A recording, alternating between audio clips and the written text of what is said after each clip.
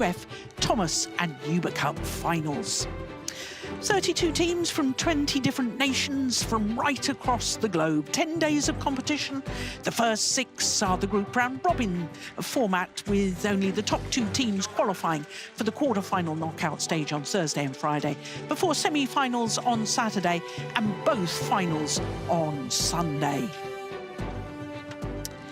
So when we look at the 4 groups, and he's just changing the cable, so I have no pictures at all. When we look at the 4 groups in the Uber Cup, Group A is headed by China, the defending champions and 11-time winners, having won both their previous ties without dropping a match. Group A is where we will be concentrating this evening, as it's the 3rd and last ties within the group, and potentially it's an opportunity for host Denmark to qualify for the quarter-final knockout stage. So today is day 4 of competition, and here on court 1, this is the 3rd tie of the day. This morning, China beat Canada 4-1 in the Thomas Cup. Then it was another Thomas Cup tie with 2014 winners Japan beating England 5-love.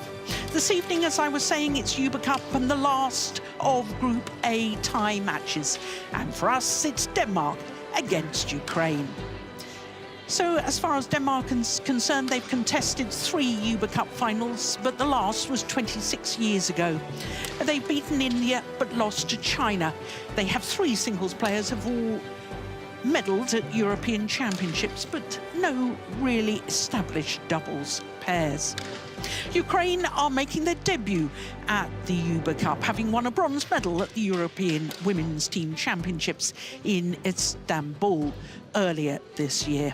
Their team is led by Paulina Borova and Evgenia, I really haven't got any pictures, Kantemir, who can play both singles and doubles. Now, this is the order of play, and I need to explain this order a little bit more. We're going to start with the 3 singles, and that is because Lavrova and Stoliarenko are both playing singles and doubles. So we will have the first women's doubles played last, the 5th match of the tie. No place in the lineup for either Mia Blichfeldt or Evgenia Kantemir, both ranked number 2 as far as they are concerned in their country's singles ranking.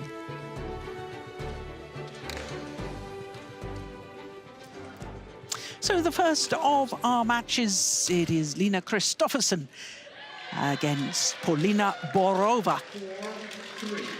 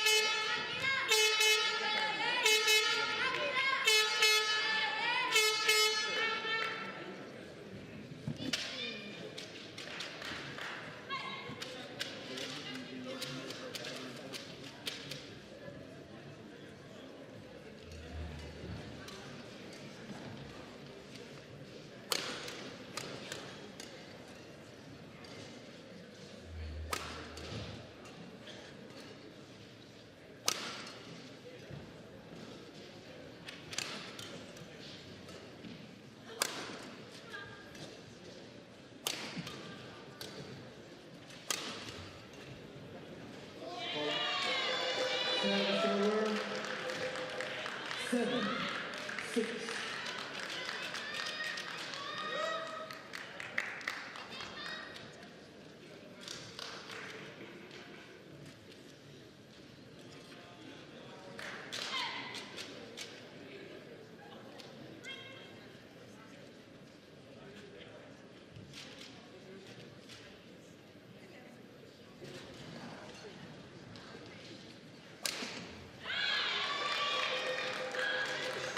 Eight, 6.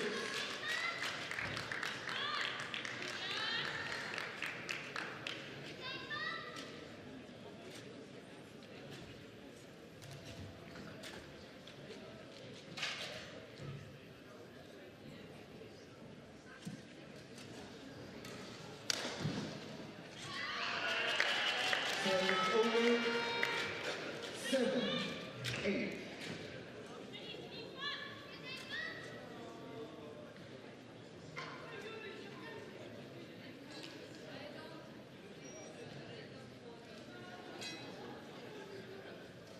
Finishing to get the liquid.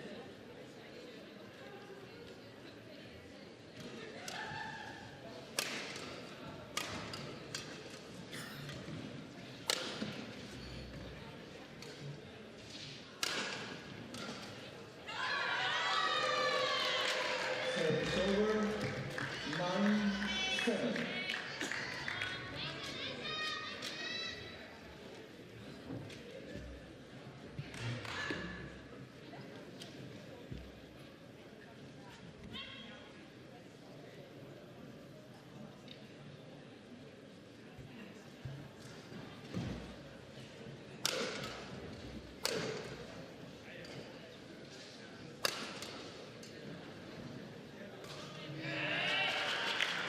Service over 8-9.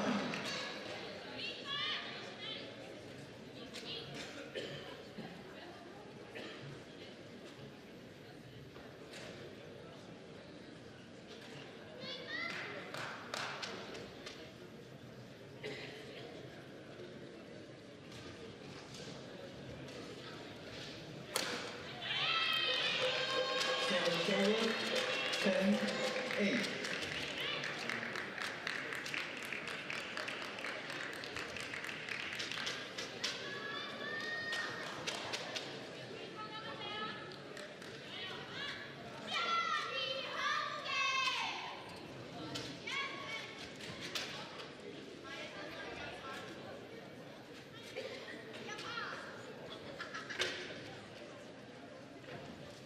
Halt.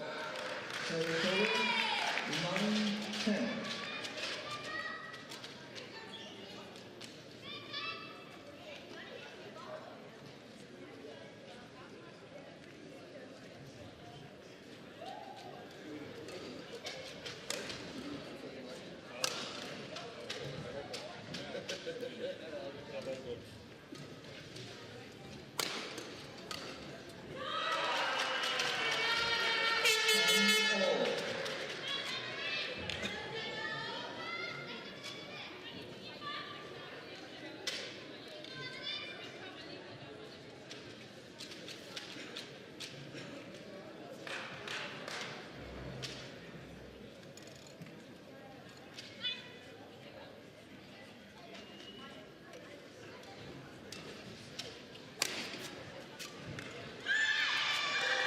Service over 11-10. Interval. Change end.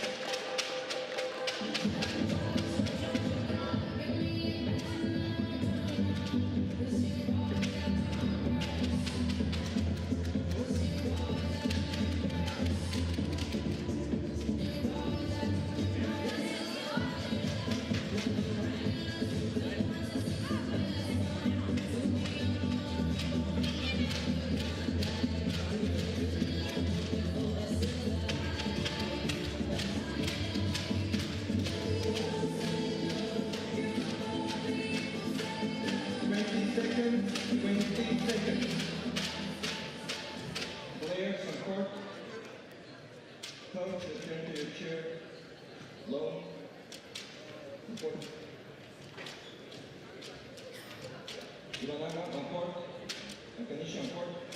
Coach, return to your chair.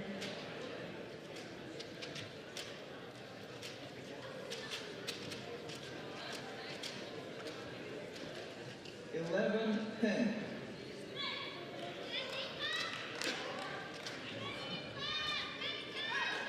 Play.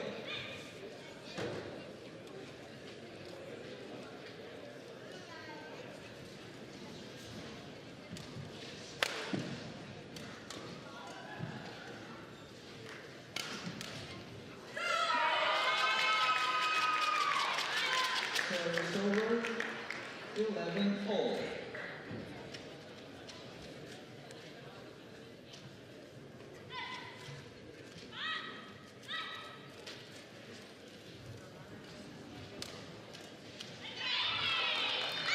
Service over. 12-11.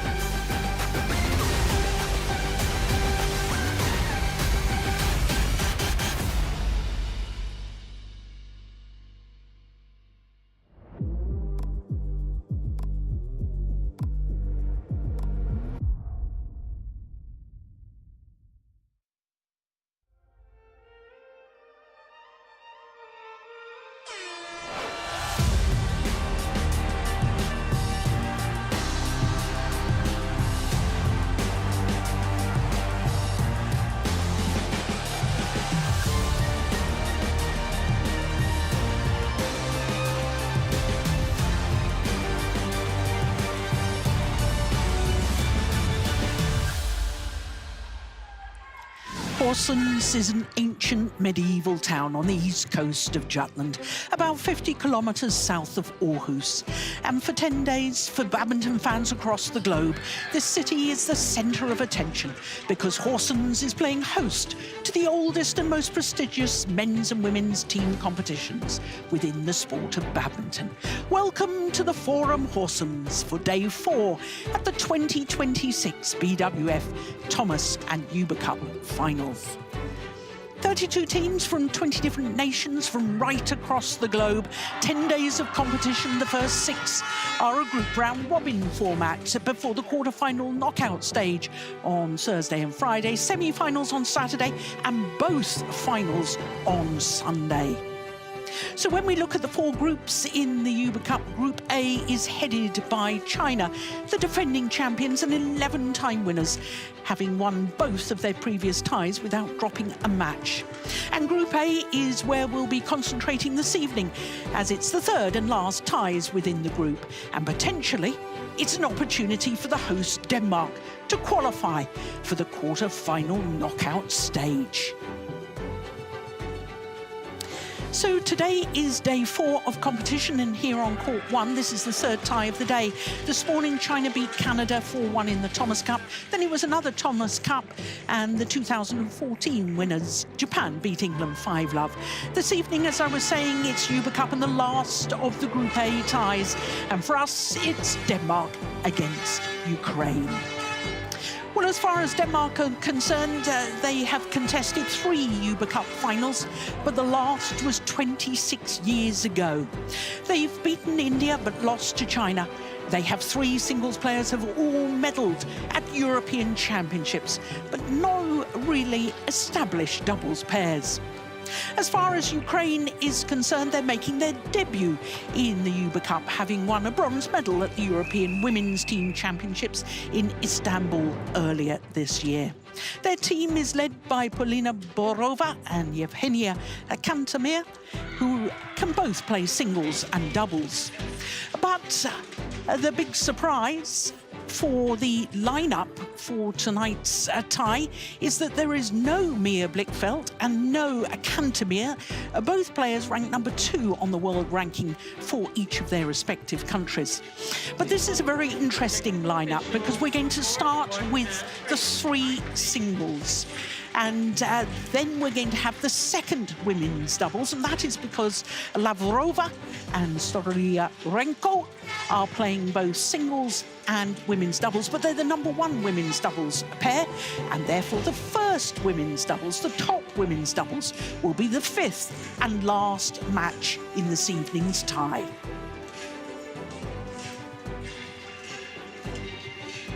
So that's the lineup, and we can look forward to our first match, which is Lina Christopherson against Polina Borova for Ukraine. I'm Jill Clark, delighted to say that former Danish head coach Steen Pedersen is sitting alongside me, as indeed he's done all week. And Steen, this is pretty simple. If Denmark are to win this, because they've already beaten India but lost to China, then they are likely to qualify. Then they are qualifying, barring any sensation that India should, on the adjacent court, beat China. And if Denmark loses, then India, no matter what the result on the adjacent court, then India will take the place in the quarterfinal. Even if India lose 5-love? Even if they lose 5-love. Fascinating stuff. Here is Lina Christopherson leading the charge as far as Denmark is concerned. And here, Polina Borova, the 22-year-old from Kharkiv. Only required to play singles this evening. It's a big surprise in the lineup that her women's doubles partner, Yevgenia Kantamir, is not in the team. We assume she must be ill or injured. Have you heard any news? Yes, I have. I have heard from Danish press that they've made an interview saying that it's purely a coach's decision. She's not injured. Wow, that's even more surprising. Well, we saw the previous encounters between these two. This is the third meeting. And of the previous two, Line Christopherson has won them both. And both of them, incidentally, in 2 straight games. The last time they met was in the second round of the World Tour event in Saarbrücken last year. And it was under 30 minutes, 21-14, 21-8. But let's look a little closer at Line Christopherson. She's 26 years of age now, tall athlete, 5'9½". And she is this week competing in her 5th Viva Cup campaign. She played against India and was beaten by Kusala Venkata Sinnu. That was on Friday. Then on Saturday, she lost to the All England champion, Wang Ji from China. 3 games, though, as you saw, against Kusala Venkata Sinnu. And that was a pretty good performance. Polina Borova, as I was telling you, 22 years of age from Kharkiv, Ukraine's 2nd largest city. And she relocated to the Czech Republic when the war started, now referred to as Czechia. I understand she now lives in Italy, but you might have an update on that, Steen. He's nodding at me, so yes, my information is correct. Well, she was not selected against China on Friday, but did play on Saturday against India, against the 18-year-old Ulati Huda. Was actually 13-8 up in the deciding game, in the second game, which she lost 22-20. Also, incidentally, against India, Borova played women's doubles, and she and Kantemir won against Selvam and Singhi. So the Ukrainian coaching bench. Ready to play. And our umpire, Emmanuel Bunyitsier of Botswana, calls the players to get ready. Bert van Horenbeck of Belgium is in the umpire's chair.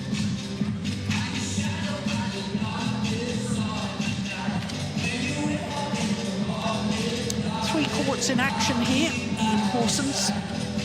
And it is still the second session of the day that is still taking part on court number 2. So the other tie from this Group A, China against India, will be a little late in starting because they're going to follow on court number 2.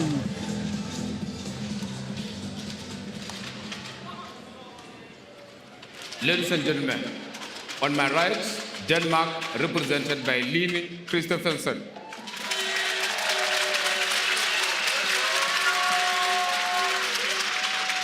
And on my left, Ukraine, represented by Polina Borova.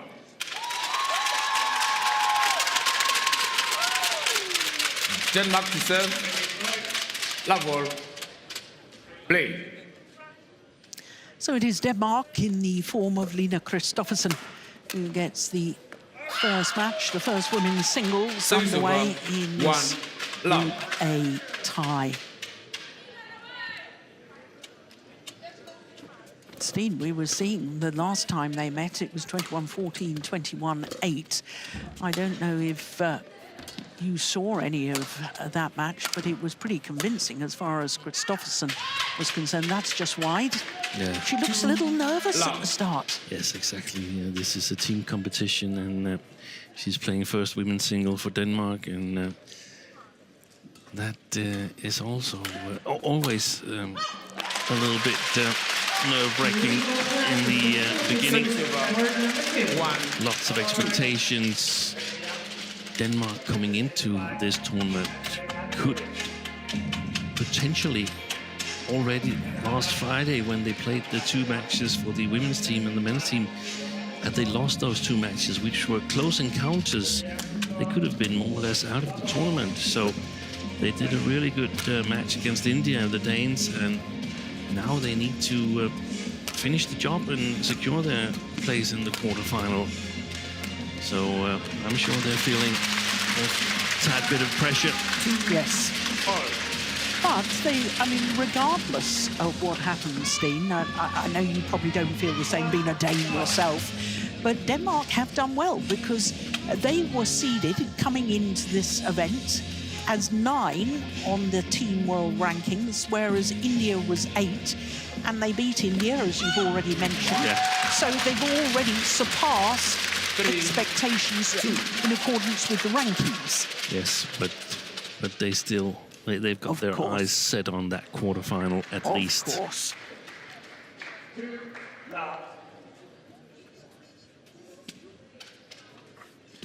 And now, court number 2. The tie between Japan and Malaysia. Last women's singles, number 3. Please welcome Japan, presented by Boje.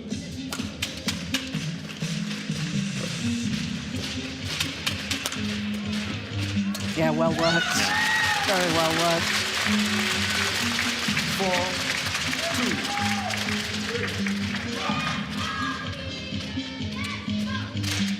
The opponent, Malaysia. Polina Borova has been ranked as high as 35 on the world ranking. 6 places down from that at the moment.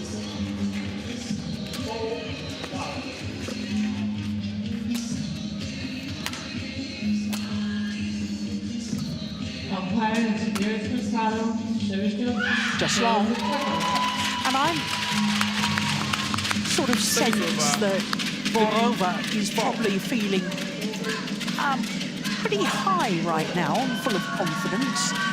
Of course, they won the bronze medal in the women's team competition at the European Women's Team Championships, and then she and her women's doubles partner became the first ever medalists from Ukraine to medal in the individual European Championships. She must be full of confidence. That's a fantastic result, and you could see when they won that quarterfinal the joy and how much it meant to them to win a medal in Huelva.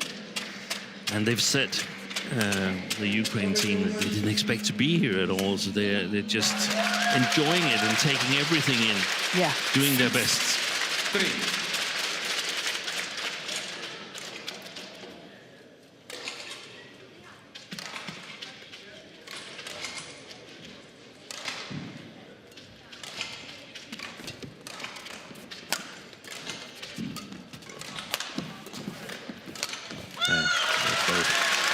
That's a couple of times she smashed down the backhand side and looked for the follow-up. Exactly.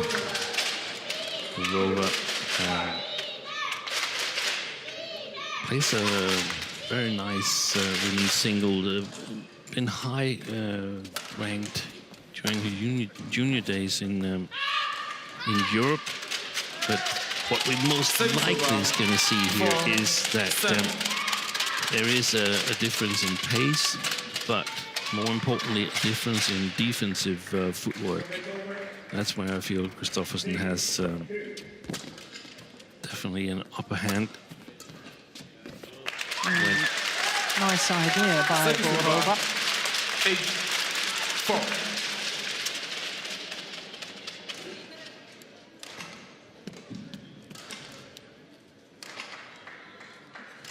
I'm interested in that, Steen, because with Borova being such a fine... Ooh, that was nice. Yeah, well worked. Just raises her hand in apology. 5-8. Being such a fine women's doubles player, you would think that her defence would probably be better. But there's a difference here because you're talking about defensive footwork. Defensive footwork and defense in single is much different from defense in doubles. And doubles is often hit towards your body or close to your body because you're two covering the court. So in women's single and men's singles, you've got to lunge to the sides or to the front, and you've got to cover the court yourself. Look at that. That's the problem when she's made to adjust.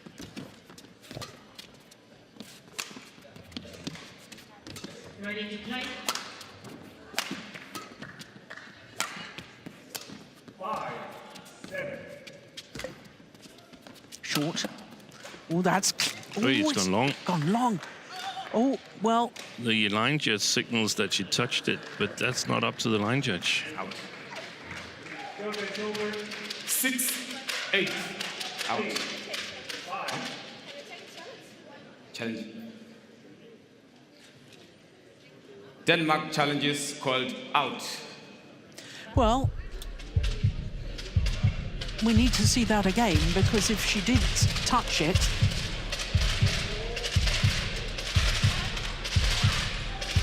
Well, the line judge is now signalling in. It doesn't really matter because there's already been called a challenge, so the challenge is going to decide it. It's out of the line judge's hand, so to speak. Well, it's miles long because she touched it. 1 challenge remaining. I actually think the line judge probably was correct. Here it comes. Yeah. Yeah. It's difficult It's for us very, to see. very difficult to see. Well, I always like a positive response from a player after a little bit of controversy. Come back. Yeah. That's good to see. Look at this. She put that away with venom.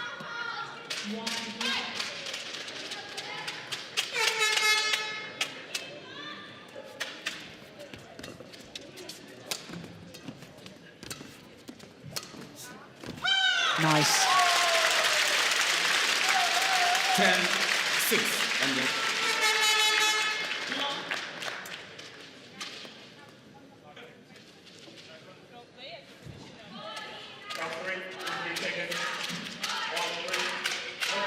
Good deception from, or disguise from Line Christopherson, and that makes it difficult for Borova.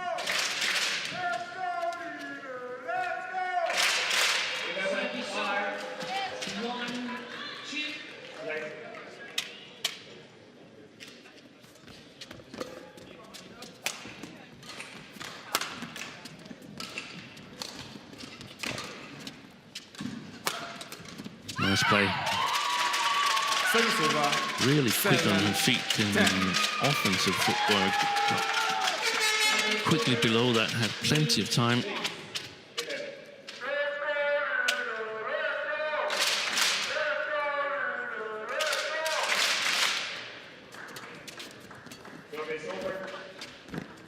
Oh, well taken. He's brilliantly taken. Yeah. And that's a nice little moment between the two players. Christopherson apologising, Borova giving her the thumbs up and saying, I'm fine, and acknowledging that it was a good shot. So, 11-7 at the game interval in favour of Denmark. Så hold den der rytme mellem duellerne hele tiden, ikke? Det er dig, der ligger og bestemmer der. Jeg synes, du er rigtig god til sådan at holde hende fra det der tætte net, hvor hun får lov at løbe ovenpå. Og det er det, der er vigtigt, vi bliver ved med. Så bliver ved med at holde hende fra det. Så hun nogle gange får den der dobbelt overskud. Men også når du har presset, at du træder ud og dækker de der ligeslag, ikke også? 20 seconds. Ja.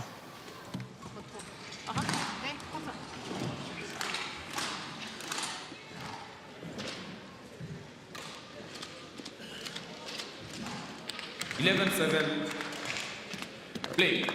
So 11-7 as play resumes in this opening game of the first match of the tie.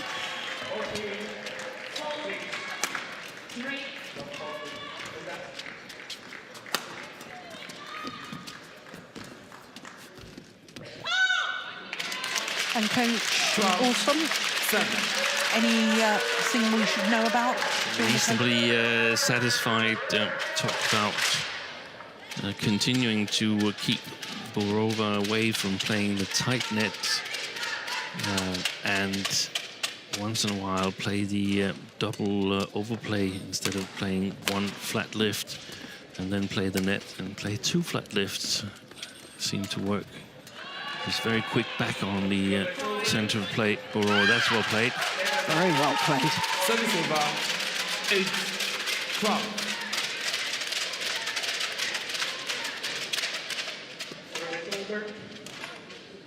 Good net play and closing it down, meaning staying at the net, looking for the opportunity to play a kill.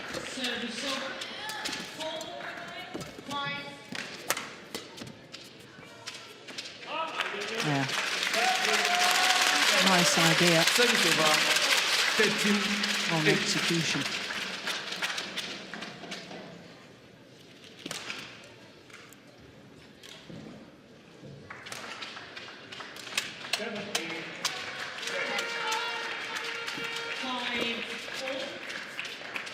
Send it in.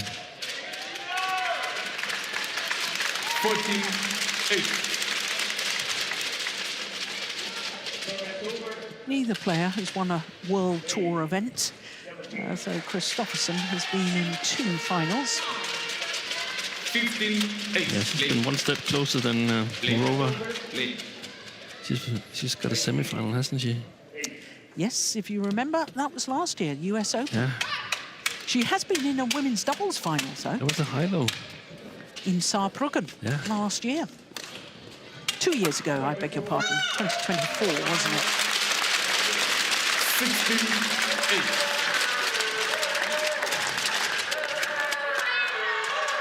So Borova is sort of perhaps not quite the same level, but similar to Christo Popov. Yeah, exactly.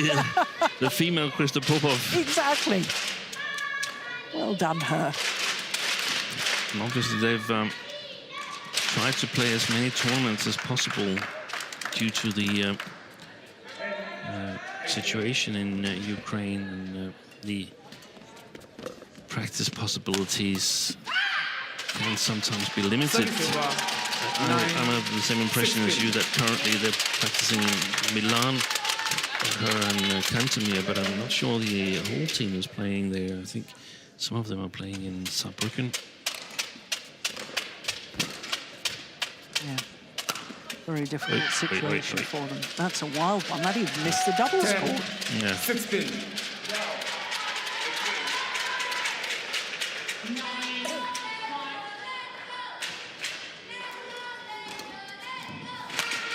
And the ranking in women's doubles lets them play free choice of World Tours pretty much. They're within the 32 best women's doubles that are playing the Super 1000, Super 750s. That's why it's so surprising that they've not selected them for this I'm very team surprised. match here, but I don't know, maybe it's a development thing, because I mean, Ukraine could not progress even if they'd beaten Denmark. It would be India. Yeah. So they're knocked out of the tournament. This is going to be their last team tie. 18-10.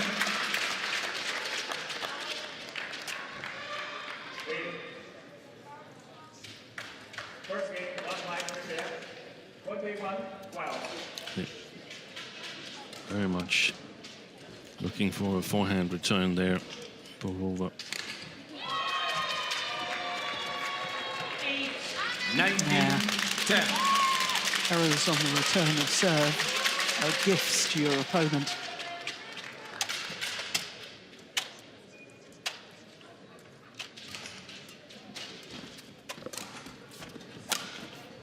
Nice.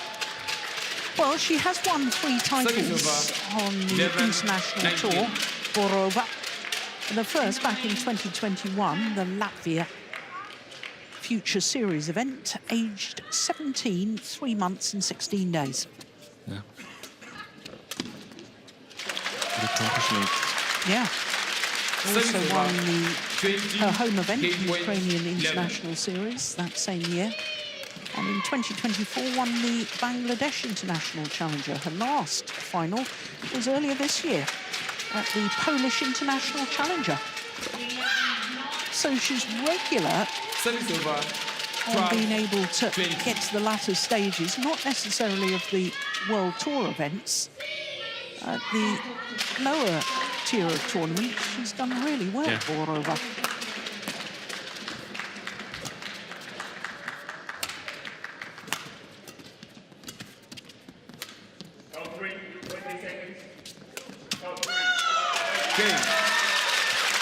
This time she converts. Won by Denmark, 21-12, opening game in favour of Christopherson and Denmark.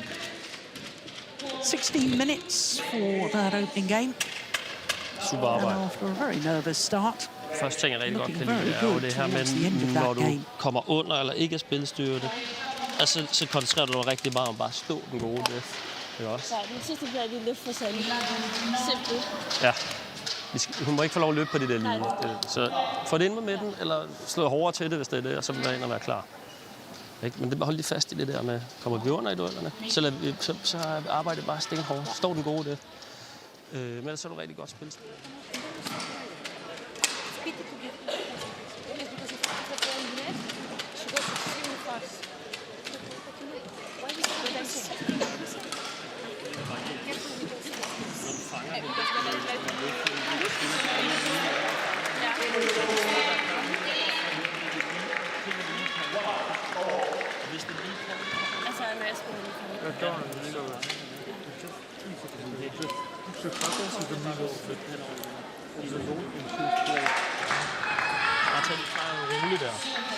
Og så ryk på den, efter hun har slået den.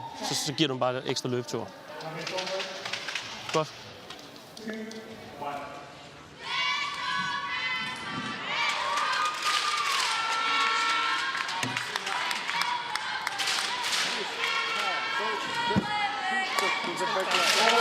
Put 1, 20 seconds. Put 1, 20 seconds.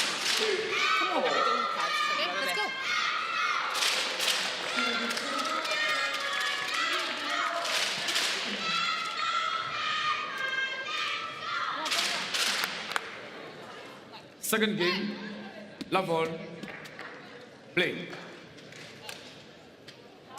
So the umpire calls for the start of this second game. Denmark 1 game to the good in this first women's singles. That's a lovely block. 1 love.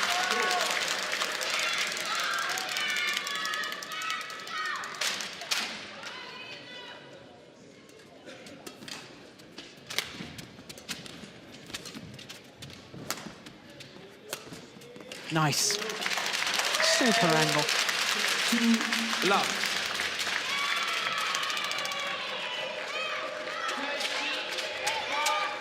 Just watch how she slices across this to bring it down so steeply. That's just gorgeous. 5, 2. Good return. Service over. 1, 2. Anything new from the coaching in the interval there, Steen, that we should know about? It was mostly a reinforcement of the things that Christopherson had done well. To avoid Borova running in straight lines forward. That's where she's really quick on her feet in the offensive movement. The Ukrainian.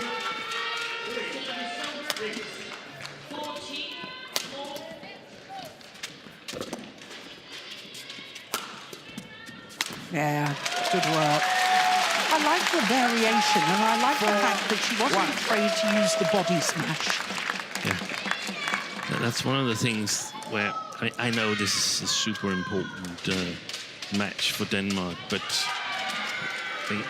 to me, Christopherson is in full control. But the counter-argument about that is that was also the fact when she lost to Kirsty Gilmore in the European Championships in the quarterfinals. She was 14-6 up in the third, so full control is subjective. But I would like to see perhaps a little bit more future-related coaching as well. Not so much what is important in this match. I think she's going to win this match here. But what is the more long-term goals in the game? It's awfully difficult, though, Steen. I mean, the thing is that the nation is watching, and they need to win this. Once they've won this tie, they've qualified. Yes, I totally get that, and also it's. I mean, we're sitting here and we're looking for something to emphasize and something to suggest, but I'm not sure I would be able to do it myself if I was standing down there and say, okay, you know, we're thinking about what we're going to do, what we're working on, and so on, because you're a little bit uncertain, especially blowing that 6-14 lead, and also because you played really well, Line Christopherson, against PV Sindhu at 15-12 in the decider. Yeah. And Sindhu came back, used all her experience, came back and won that match. And that happens sometimes. 15-12 is not a big lead. It's going to be a big lead because in 27, then the match is going to be over there. So she would have beaten Sindhu if we didn't play to 15. So I understand totally that the Danish coaches, they want to make sure that they handle this as well as they possibly can and secure that quarterfinal berth. Oh, that's a beauty. That's found the line. She's getting a challenge, though. Christopherson. Now, you know what I thought. I thought that landed in. And, of course, we talked earlier in the week, Steen, or earlier in the competition, about how confidence is a fragile thing in sport. It is. And therefore, if you start coaching and sort of thinking long-term... Yeah, you risk messing up. Exactly. And she must be full of confidence because she did play... I say she didn't win. She did play extremely well against PV Sindhu. Yep, I thought it was in. Good call, line judge. Challenge unsuccessful. One challenge remaining. Service over. 3-7. Play.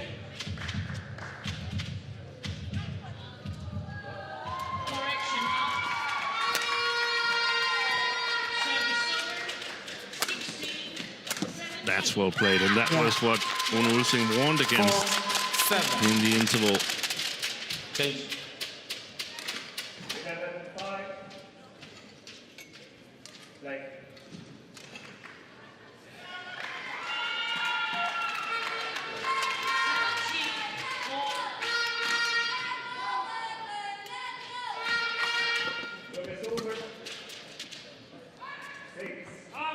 Oh, that's well judged. Goodness me. 5-7. Have you heard from any of the players as whether the drift has changed or why we're not seeing so many fly out this near side of the court as we're looking down? I haven't heard anything new from what we heard early on in the week, that the shuttles were really fast and it was difficult for the players to figure it out. Nice play back at the net there. 8-5. The doors here in this arena in Horsens, there's no airlocks in terms of carpets or anything. I don't know if in the opening of a team tie, the doors open and closes more than normally and creates a bit of extra drift. But normally there shouldn't be drift in an arena like this because it's simply not big enough, and the temperature outside is not significant, so there's no air conditioning on.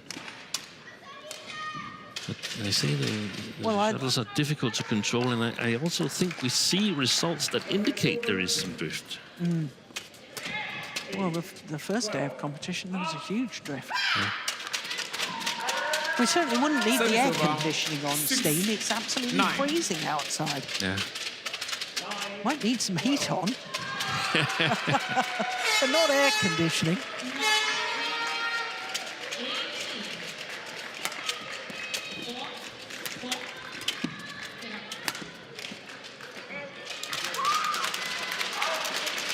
Service over. 10-6.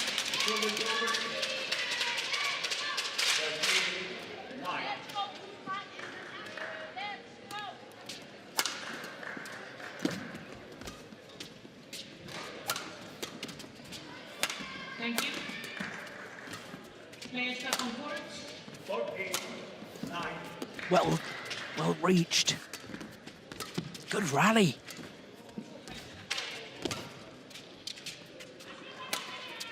The shuttle has totally disintegrated. That's a pity it's ended on error, because that was a super rally. But it is a 5-point advantage for this lady, Lina Christopherson, having already won the opening game. 5-point advantage at the mid-game interval here in the second. Så vær nu klar til, at der kommer meget af det lige net, når det bliver blødt. Så det der med, at du lige rykker i den en gang, så kan du godt holde igen. Ja, ikke? Eller også så må du lave en maskering. Hvad hedder det? Så kunne jeg godt tænke mig en gang imellem, når hun ligger og laver de der krydsløb, spiller på din round the head. Lige varierer med at få noget hårdt angreb tilbage. Ja, helt kryds. Ja. Det er rigtig fint med det lige. Bare lige som variation. Det får det med. 20 seconds. Coach, turn to your chest. Polino.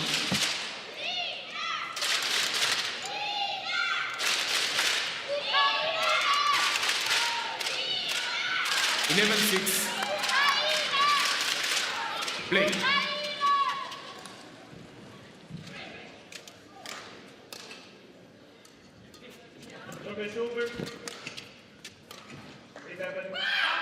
It's well left.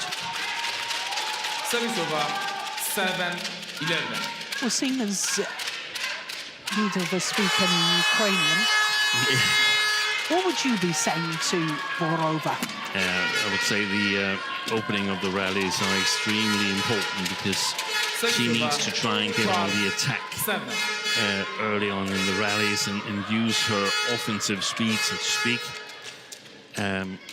I would also advise her to, well, if she manages to play a good creative shot and get ahead in the rallies, play with patience. Don't go for a shot that has potential to counter-attack from the Dane. Rather work on extending the advantage. Slipped.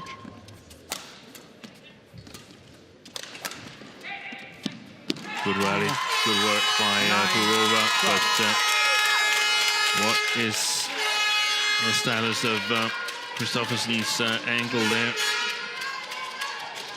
Here we go, Steve. We probably can't see it. No, I think it was before that, wasn't it? Okay. Well, she's back on court, making sure that all sweat has been mopped away from the court.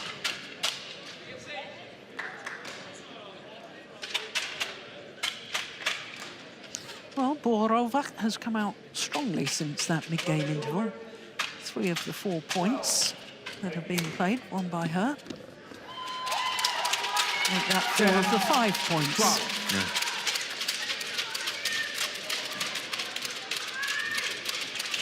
And just 2 points in it.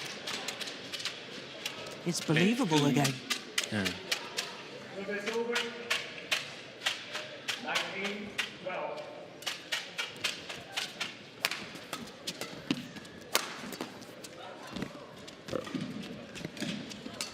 Nice net exchange. Okay. 20. Match point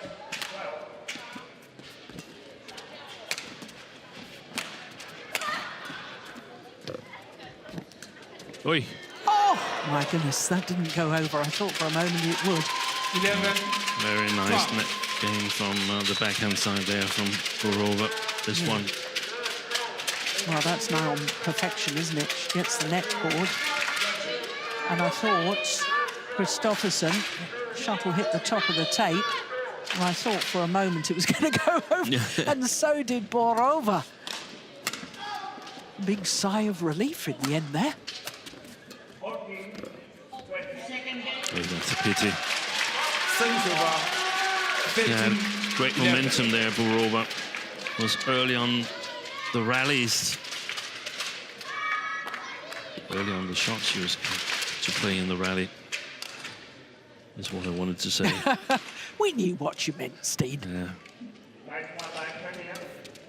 21-12. 21. Well left. Service Well. over 12-13. 6 of the 8 points since the mid-game interval. I wish I knew what those Ukrainian coaches had said.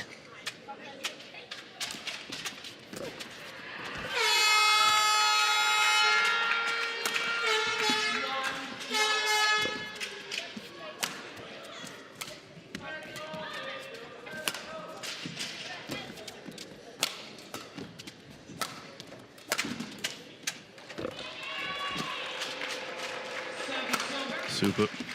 Good rally. Oh, brilliant! Oh my goodness, she couldn't get up quickly enough. 14. Agonizingly close. How on earth did she stay in that rally? This is just wonderful. Look at this. How did she get that back? That was not an easy one. The last one she played there, Christopherson. She played a really good shot there, diving. Borova. Throw the racket. Wonderful. Wonderful stuff. Longest rally so far as well.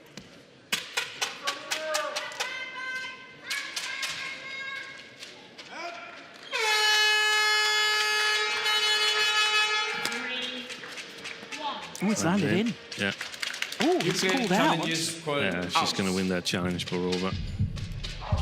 You've got better sight of it than I have. Yeah, I agree with you. I think it was plumb on the line.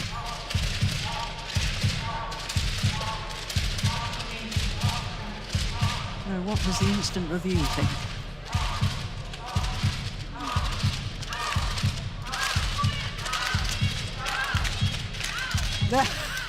Do you hear that? It was in. Caught the line. Correction. Good In. challenge. Do you hear the teammates? And Yeah. Service over different 13. teams, I assume. Yeah. One was shouting in, the Play. other team was shouting out.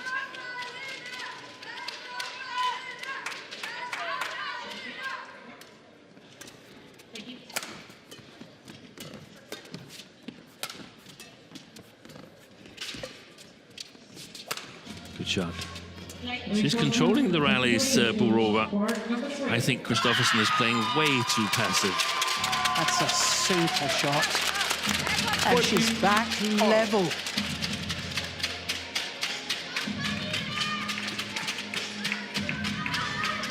And now the tides have changed. Now it's Christopherson who needs to do something on the service return. That's just the same as a high serve, that long lift. Service over 15-14.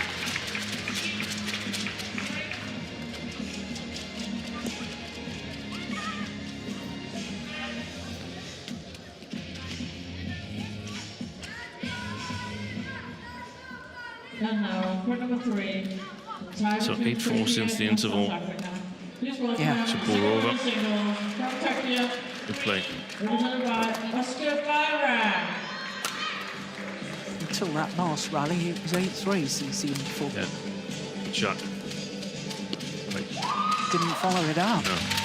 Service over 15-all. Polina. There's some things in Christopherson's game that, in my opinion, is lacking a little bit.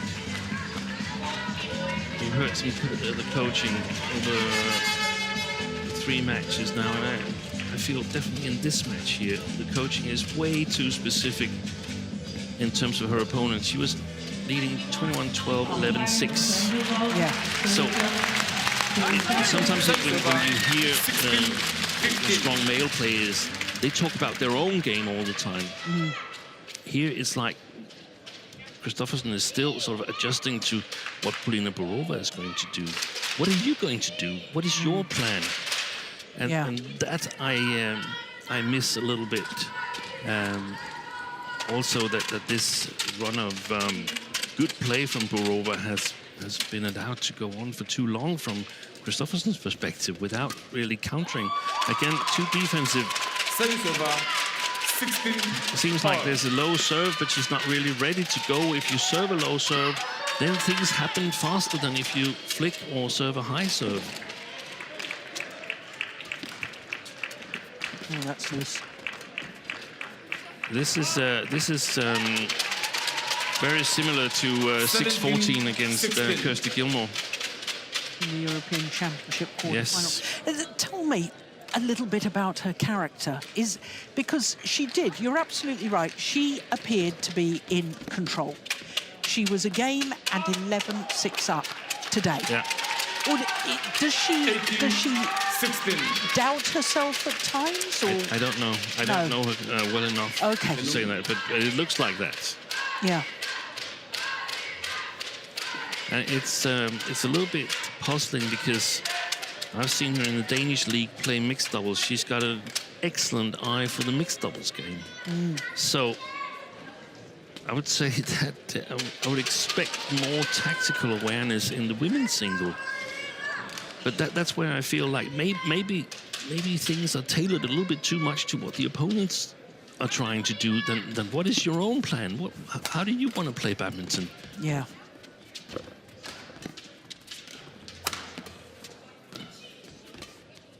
All initiative is left to Borova. That's a good shot. Yeah, that's a super Good shot. Service over 17-18.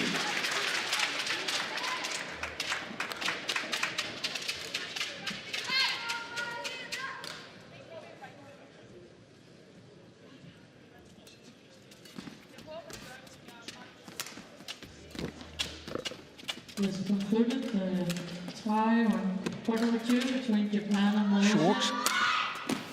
Wow, that's good defense. The score is Well, Japan, 1 to Malaysia. Service over the hustle from Borova forced Christopherson, I think, into trying to play it too close, too tight to the net. It didn't have to be that tight. It was a great defense. Really good quality. And look how quickly she's up again. Yeah. Well played, Borova.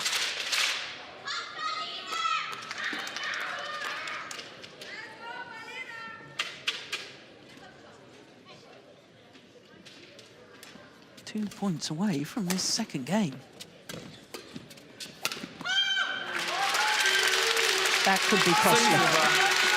18-19. And one of the things that I would say if I were sitting on the coach's chair is to Christopherson is we need to get on the initiative. We need to have the attack. We need to play back at the net. We need to be super ready in the service situation. Denmark challenges called in. Anyway, Polina. Well, if she's wrong on this, she hasn't got any challenges left.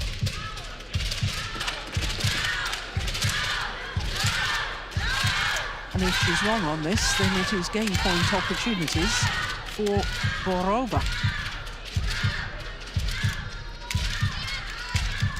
This is crucial.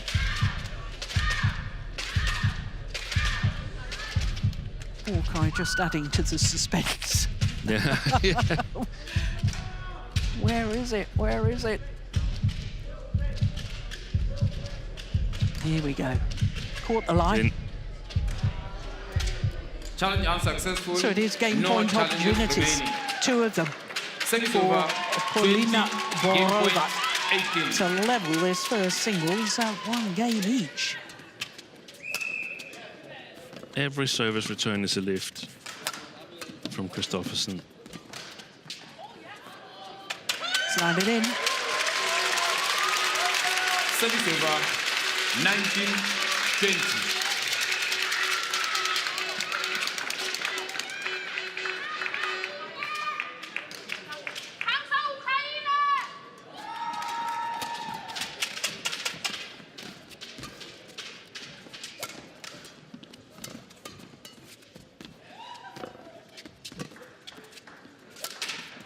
Nice.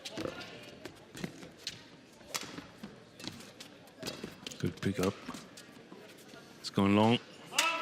And the second game going to Second game Polina won by Ukraine, Borova, 21-19. coming from 6-11 down at the mid-game interval to win it 21-19. What a fight back. Okay.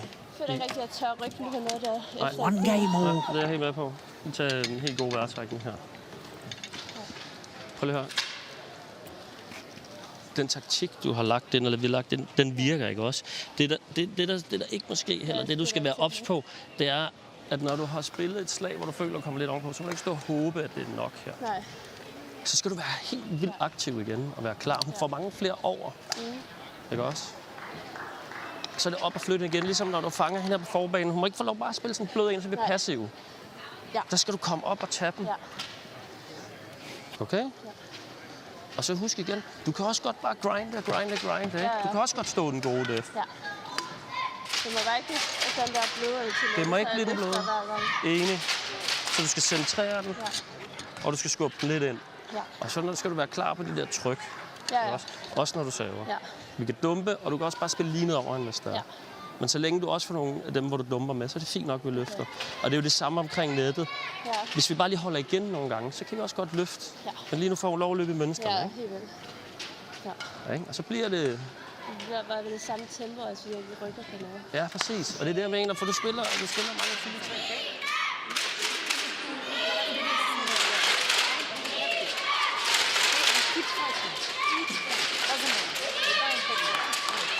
Court 1, 20 seconds. Court 1, 20 seconds.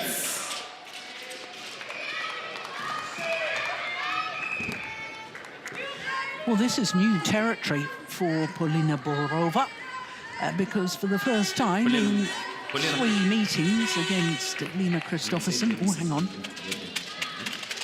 When I say 20 seconds, you have to go there. Yeah, umpire is saying when I say 20 seconds, you should be returning to court. Final You shouldn't be game. waiting. But this Love new ball. territory, first time she's Play. ever taken a game off Christopherson. It's a nice block. Super play. Super play. She's coming out with a lot of confidence, Polina Borova. And this could be challenging for Lina Christopherson. Was the coaching specific again? That's a super shot. In many ways, it was. I hope. I heard the coaching a little bit as an evaluation of the match, and the match is not finished yet. There was a lot of information. I hope she's able to process it. I doubt that she's able to process it. When you're in this situation here, it's super important that it's simple and it's clear directions as to what are you going to do. Not so much what you're not going to do, because telling people to not think about a red elephant, then you think about that red elephant. I think it was a pink one. Yeah, I suspected you would. A striped pink. No, you're absolutely right. Yeah. You're absolutely right.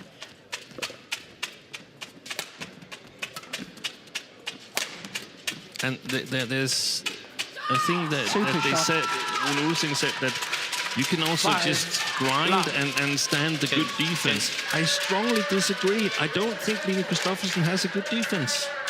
I said in the beginning that Borova was a little bit weaker in the defense. I stand by that. But I don't think Christopherson's is that much better. No. And you were talking about defensive footwork rather than defence per se. Yes. Yes.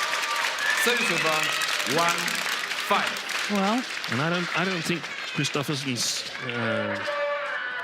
force is to play rally style and play clears and drops and lifts and wait for the opponents to make an error, let alone an opponent that is as happy to attack as Borova is. I simply disagree in that. yeah. That's wild. Service over. What was that I was saying in the second game about confidence being a fragile thing in sport? Extremely fragile. We saw it in the Danish men's double yesterday. Brilliant. Absolutely brilliant. 7-1. What a shot.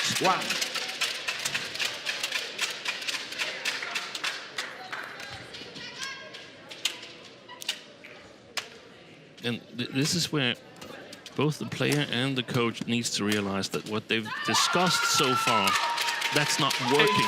So both of them got to do it in different ways. Because this is extraordinary. 8-1 in the deciding game. Yeah. She'd never won a game previously against Christopherson.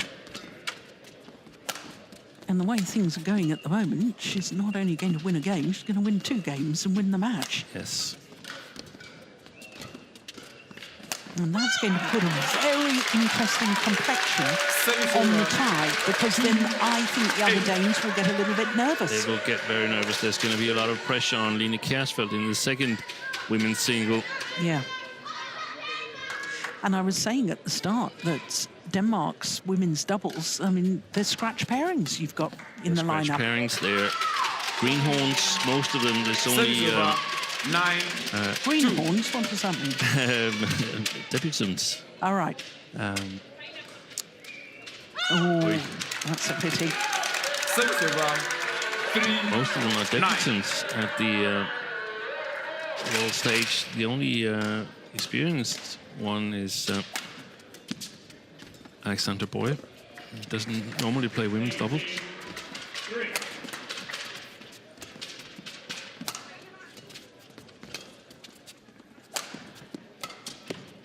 Going out. Oh, no, it stayed in. No. No, it's just wide. And wide. Service over. 10-3. Well, I would never have predicted this at a game and 11-6 up for Christopherson. Good. That's fantastic. Little deception and play it to the front court. In the second game, we've seen lifts and lifts and lifts on all the service returns. So that's one of the things I would like Olsen to say. All service returns is going to be deceptive shots to the net, except for 1 or 2.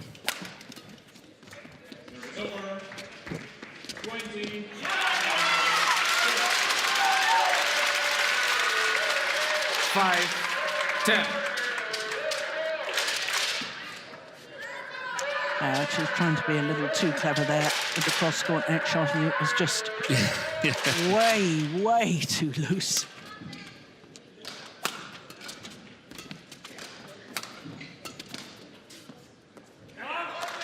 Well, she's closing down the gap. Yeah, that's important.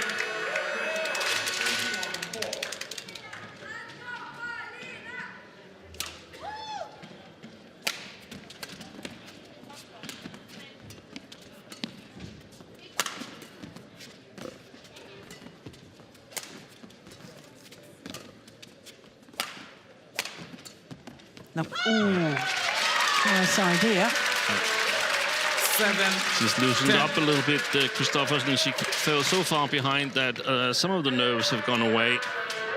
That doesn't mean they can't come back. Now it's up to Borova to maintain the pressure on the Dane. Yeah, 3 times Borova had a 7-point advantage in this deciding game. 8-1. 9-2, 10-3.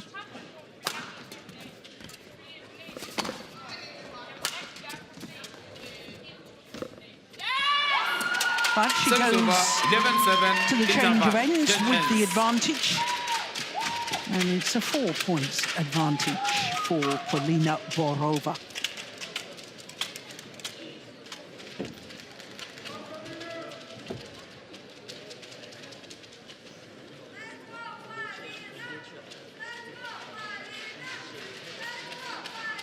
Jeg tænker mig, alt der kan være der. I hver eneste duel. Og jeg kan godt. Jeg ved godt, det er svært lige nu. Men det bliver nødt til at sige til sig selv hele tiden. For så kan det godt lade sig gøre. Husk at bruge forbanen.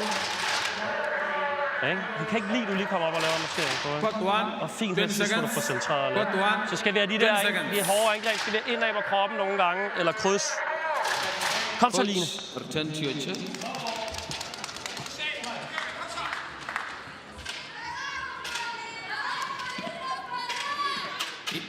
11-7. So 11-7 deciding game, Polina Borova for Ukraine up on Lina Christopherson. 12-7. Did well to get under that one, Borova.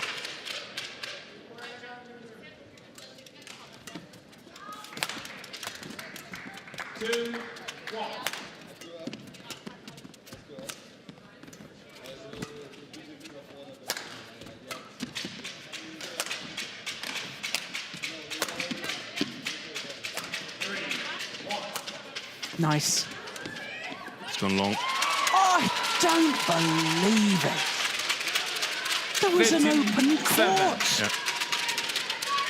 Anywhere over and in, down the backhand side of Borova, and it would have been a winner. And the penultimate shot, the sliced smash, the sliced drop, is working perfectly on both sides. Very, very few times she needs to play full power. And Horsens was alert to the importance of using the front court with a deception, but it hasn't happened yet. It's we're back in Huelva against Kirsty Gilmore. It's exactly the same thing that's happening here.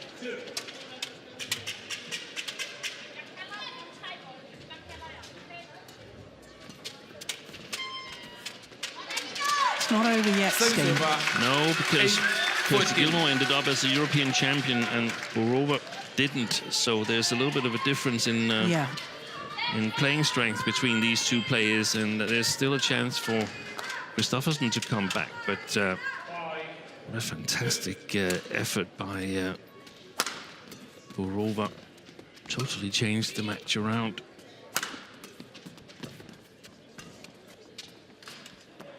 Well, that's landed well in. That's a misjudgment for Borova.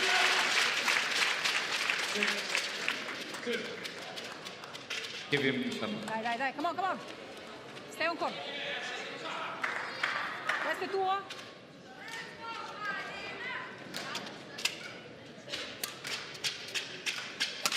That's wide.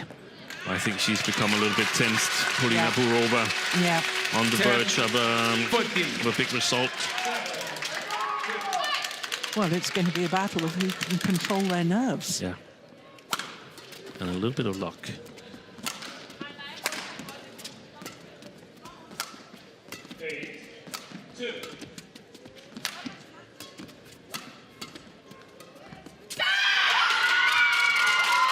Service over 15-10. Each and every point greeted by celebration by Borova.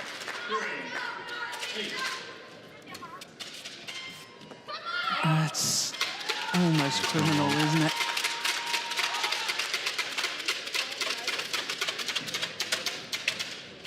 $16-10. What was she saying there? I couldn't hear it. She didn't get any answer, really. No, she didn't. Another return of serve towards the back of the court. Yeah. At least it stayed in. That's Good well reached. defense, yeah. Yeah. Service over 11-16. Please welcome the technical officials for court number 2.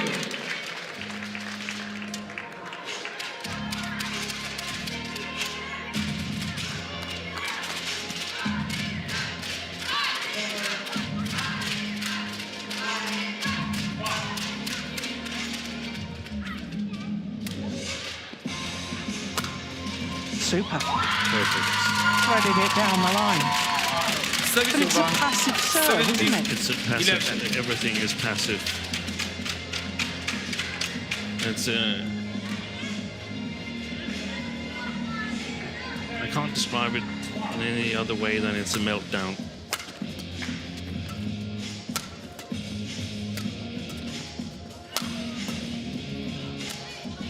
Good shot.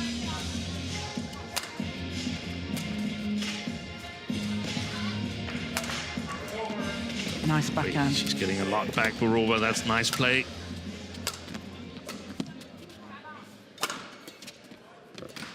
Super. Oh, fantastic deception by 18. Paulina Borova at the net. I'm not disagreeing with you, Steen, about the meltdown, but I think we also have to take into account Borova has upped her game. As you've just pointed out, She has. she's defensively, she's much better. Yeah. She's getting an awful lot back. She's taking command of the rallies. Yeah. I agree. Credit needs to be given to Borova as well. Yeah, totally agree. Nice. Service over. Does Christopherson 18. have the character and the nerve Play. to come back? And now, please welcome for the next match on card number 2, the Uber Cup tie between China and India. Please welcome the women's singles 1, China, represented by Wang That's good retrieving.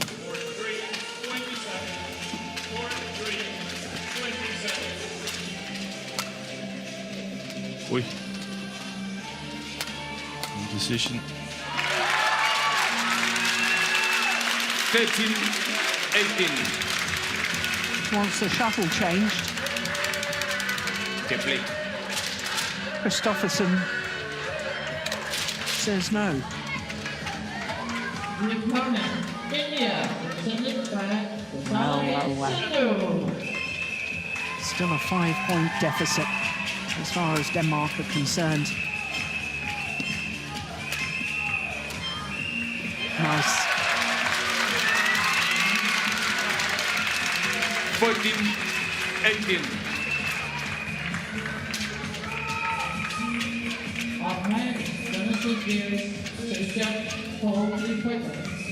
What an Yeah. opening match. Yeah. Thank you. Back of the net court from Christopherson.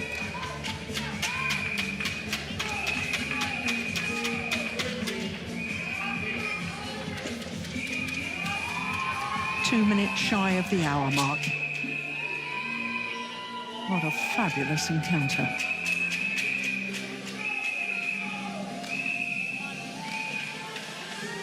Thank you.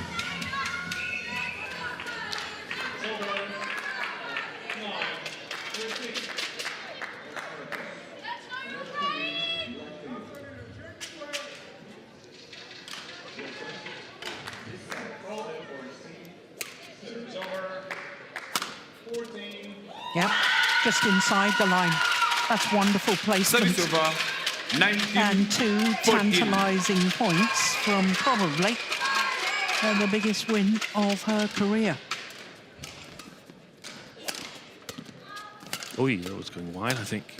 It's match point opportunities 20. for Polina Match point. Borova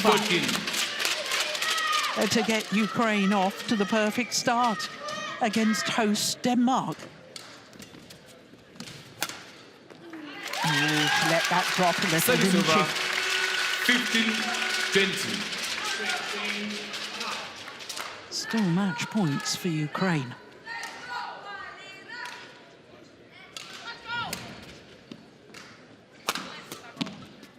It's wide. There it is. Game. That's an amazing comeback. A game and 6-11 down. And Polina Borova gets Ukraine off to the perfect start, beating Alina Christopherson. 21-15 in the deciding game. Well, she raised her game. And Steen, I know you described Christopherson as having a bit of a meltdown. But that is probably the best I've ever seen Match won by Borova Ukraine. play. 12-21. 21-19. It was a wonderful 21-15. fighting It was. encounter.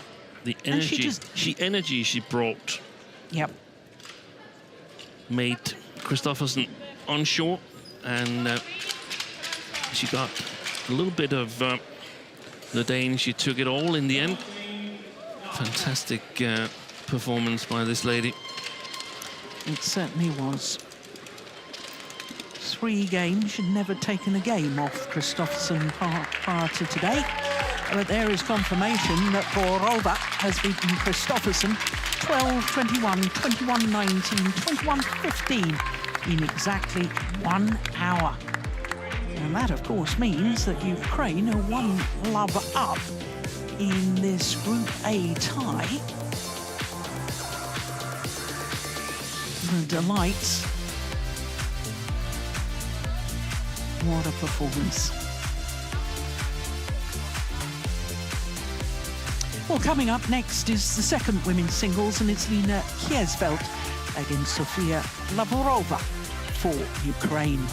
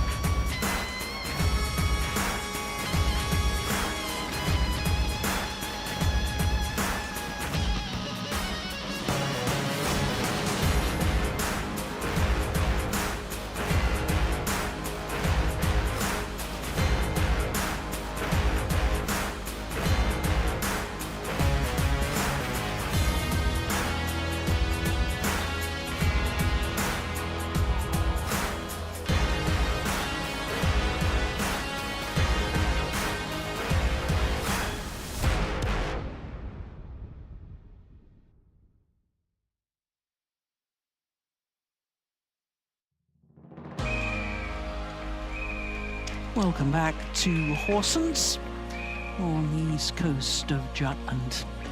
Beautiful old medieval town. And we're about 50 kilometers south of Aarhus. Well, after that incredible win by Polina Borova for Ukraine in the first women's singles, we turn our attention to the second women's singles, and it's Lina Kjaersfeldt from Denmark up against Sofia Lavrova for Ukraine. Please welcome the second women's singles, Denmark, presented by Lina Kjaersfeldt.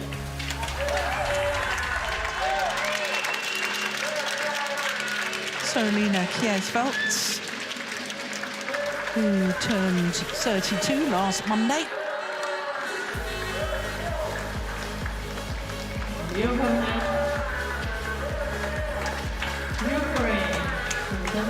In her 8th Uber Cup campaign, and that, along with Arachonov Internon, is a record in the Uber Cup.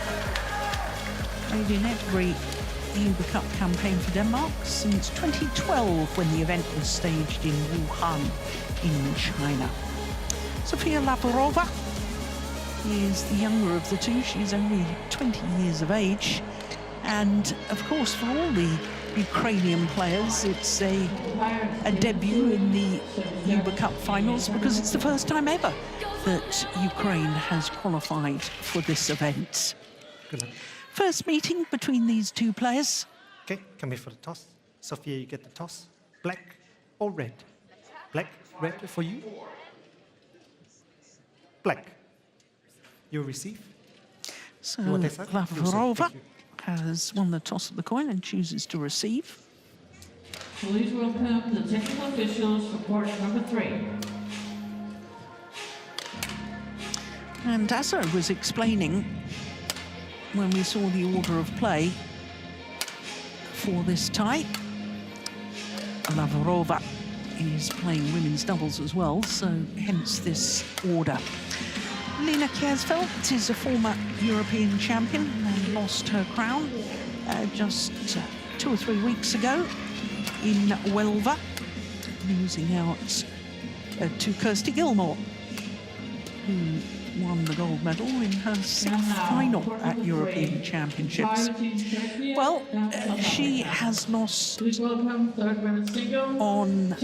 Sunday, yesterday, to Xu Wenjing, having beaten 18-year-old Dinati Huda from India on Friday, the first day of competition. 20 years of age, as I was telling you, from Kharkiv. And not the tallest of athletes, 162, that's about 5'4". Couple of semi-finals yesterday at international tournaments, Latvia Future Series event, and the Lithuanian also at that level. Well, she played against China on Friday, a loss to Chen Yufei at first women's singles. That was interesting. And then played women's doubles as well. 2 days ago, she played women's doubles against India, but not the singles, hence those statistics that you saw. But she has played in both of the ties so far. In fact, this is her 4th match of her campaign. So our court officials from New Zealand and Japan.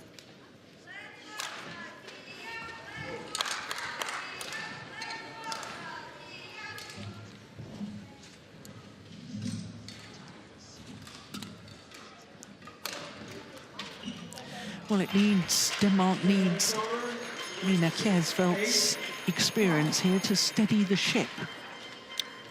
It certainly does.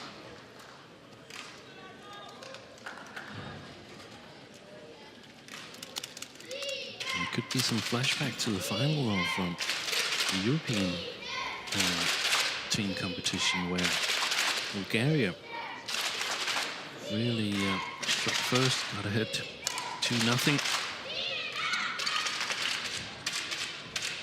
Going on now, Bontova won her women's single, and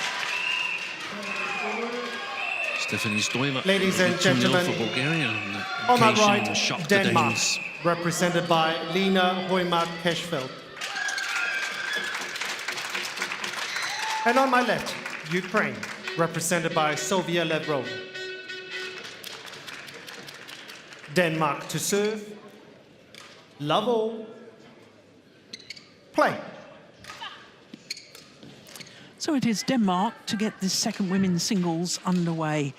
Lena Kjaersfeldt against Sofia Lavrova.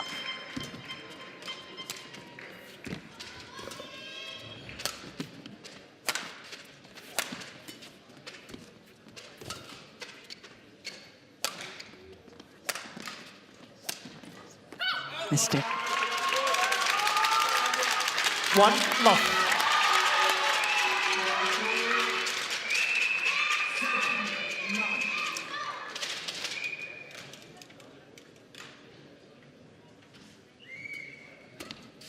It's gone wide. 2 love.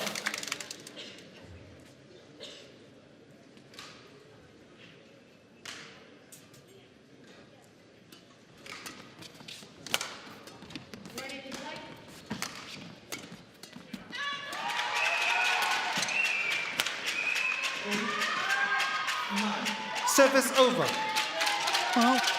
Well, Lavrova is not the tallest of athletes, Steen, but she looks as if she's a very good athlete. She's quick on her feet. Yeah. Plays a good rally style, and that. It's going to be interesting to see if she can rattle Kjaersfeldt, getting 1 or 2 shots extra back compared to what Kjaersfeldt is comfortable with.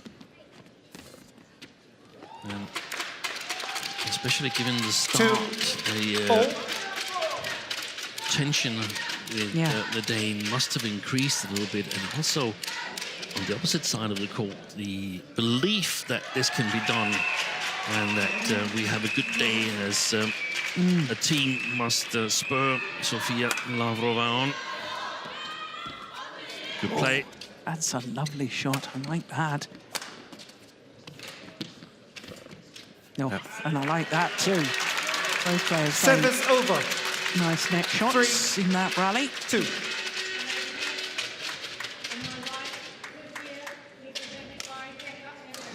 Yeah, it's a little bit loopy, that drop shot from Lavrova.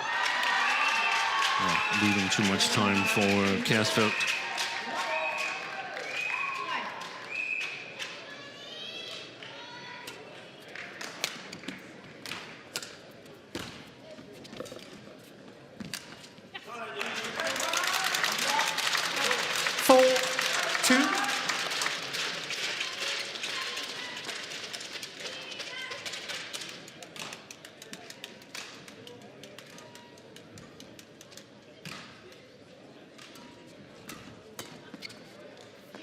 Oh, it's just long.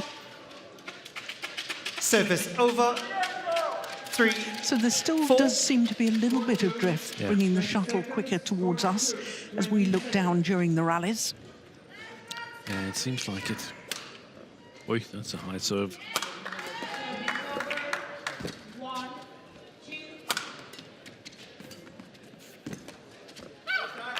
Yeah, full stretch there, Lavrova. Service over. 5, 3. 11-9.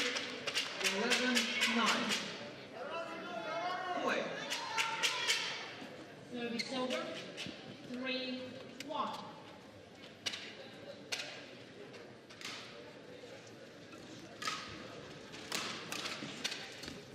Score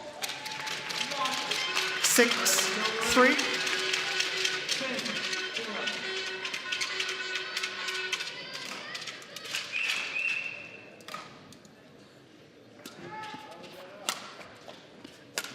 5-1.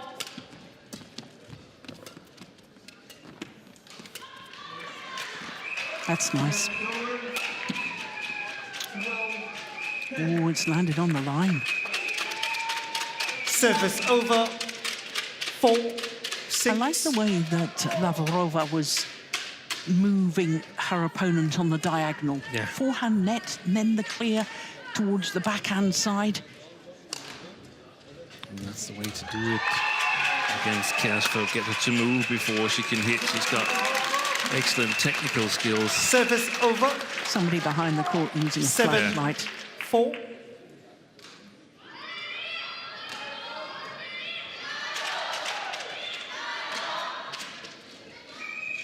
Yeah, that's perfect. Just inside the line.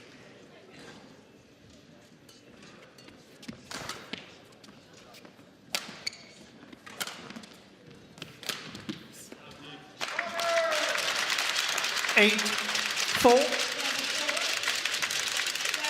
she seems a little bit tensed at times as well, Sofia Lavrova, and it's probably understandable playing the home team. We saw how Borova, she was able to sort of shake it off as the match continued. Service over. 5, 8. Right.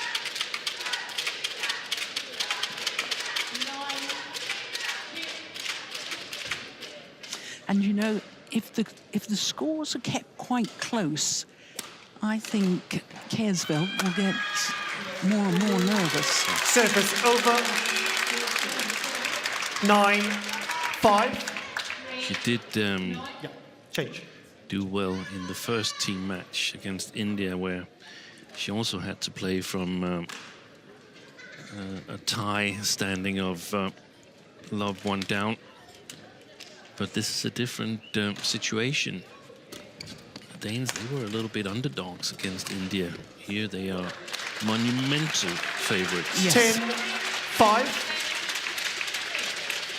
And, you know, if disaster happened and they didn't win this tie, then there's going to be huge questions asked. There's going to be, you know, well, I mean, it's to say they're overwhelming favourites, I think, is understated. Service over. They played 6, twice 10. during the European team competition earlier this year in February. Denmark won the first tie 5-0, and the last one in the semi-final 3-0. Yeah. Lavrova played the first women's single in the first match. Service Kjaersfeldt over. lost in straight games. 11-6 interval. So 11-6 at the mid-game interval in favour of Denmark. That seems a familiar scoreline. Det er de 2 vigtigste ting. Er vi enige? Okay. Hvad hedder det? Når du ovenpå og ligger og holder det her tempo, ikke, så kan det godt være, at hun lige henter nogle stykker, men det kan hun ikke holde til. Så det holder vi bare fast i. Jeg synes til gengæld, det er godt det her, men når du ligesom kommer under og kommer til at være presset i hjørnerne, at du gør banen stor, altså bagbanen stor, helt ned over hende, og så får brugt mellembanen, når du er under, ikke også? Det er lidt svært, den der Court forhånd. 1, 20 seconds. Court 1, 20 seconds.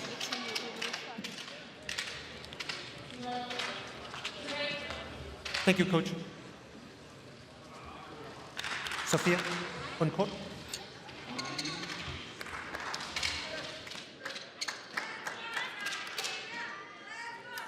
(11-6).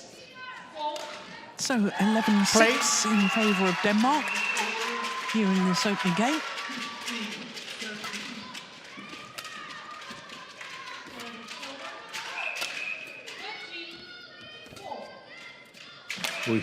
I thought that was going wide. Yes, I That's agree. a super final shot 12 from 6. Kjaersfeldt. Again. The coaching there? Yeah, the 2 most important things that Rune Olsen stated in the beginning: you have a good attitude and you have good pace,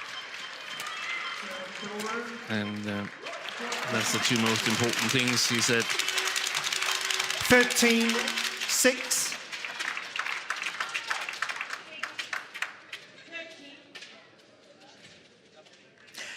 She does look totally different from when she played on Sunday, I have to say, Steen, because there was pretty much a feeling after the match. She gave an interview. You translated it for me, and where she sort of said, well, we've already lost the tie. Yeah. You know, and whereas she's come out today, she looks to be really up for this. Yeah, I agree. She looks focused. Oh, she left it in, it's landed in. Service Would you over. believe it? 7-13.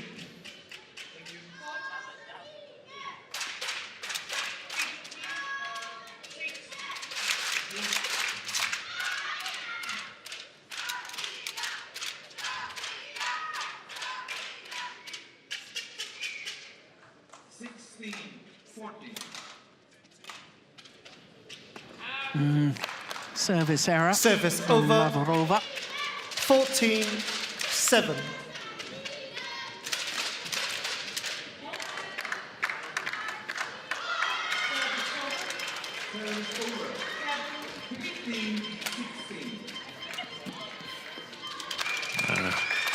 That was 15-7. that drop shot was hit like a winner and had the same destiny as most drop shots, hit as potential winners, stops in your own side.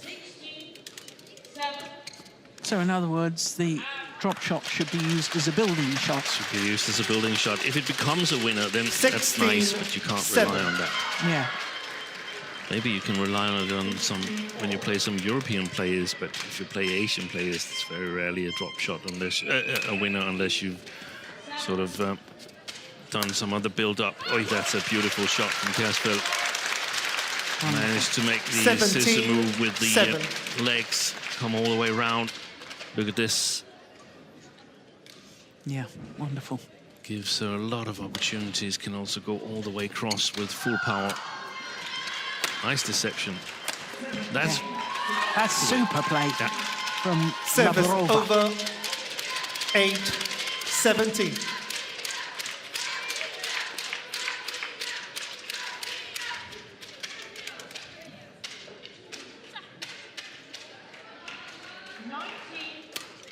Ui.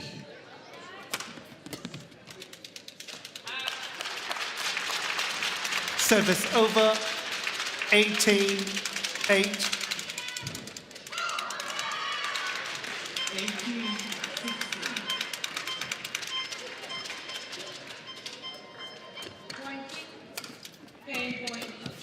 Yeah, good backhand. Ooh, so's that.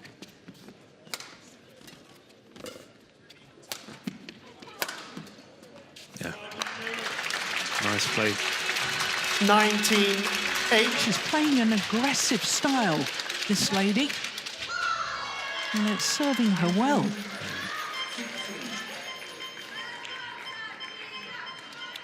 And the question mark is whether Lavrova picks up on the fact that it's also it's the same recipe as Borova used against 20. against Game point. Christopherson. 8. It's attack, taking the initiative. She might not like to be on the attack, but that's the best option here. Game point opportunities for Denmark and Lina Kjaersfeldt.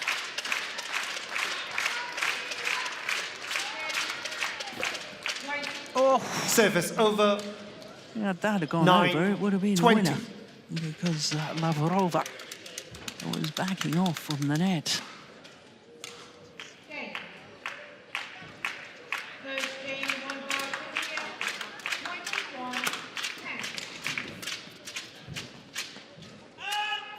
Ooh. Perhaps worth a challenge. Has she got 10. There's been no 20. challenges so far in this second women's singles. She's listened to Kirsty Gilmore saying that most challenges on the opponent's back line is wrong.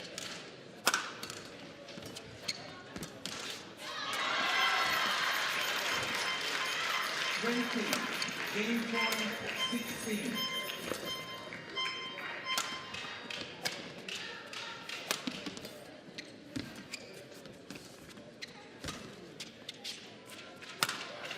Nice.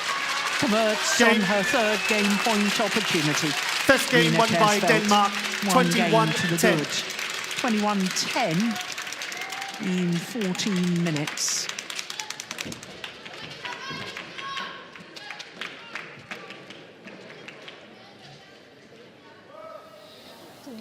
Okay, synes jeg.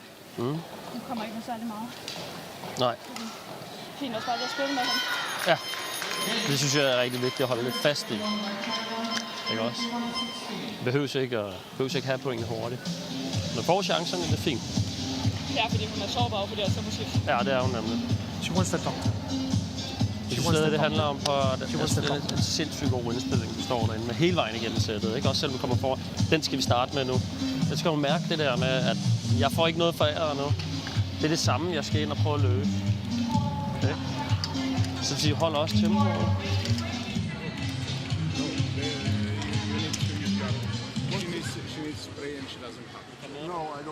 En vender ned, helt ned over næste forfra.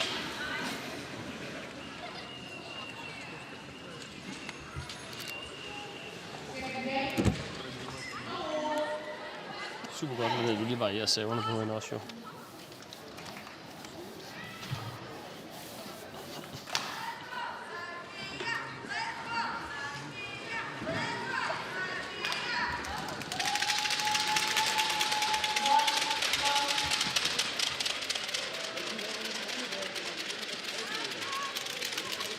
Court 1, 20 seconds. Court 1, 20 seconds. So the call of 20 seconds by the umpire. Clear indication for the players to return to court. Now, there was a little bit of concern there because the tournament referee was called and Lavrova Second game. wanted to see the doctor.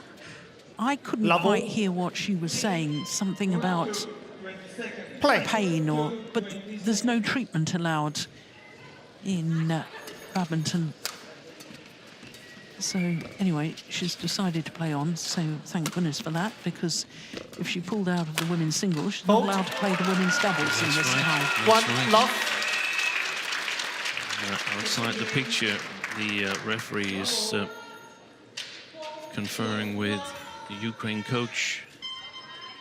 I don't know if it's, I mean, if she has a cool spray herself or some tape for strapping, she's allowed to use it in the interval. Service over. Well, now the Ukrainian coach is leaving his coaching chair. I think he's running off to maybe get some cool spray or something.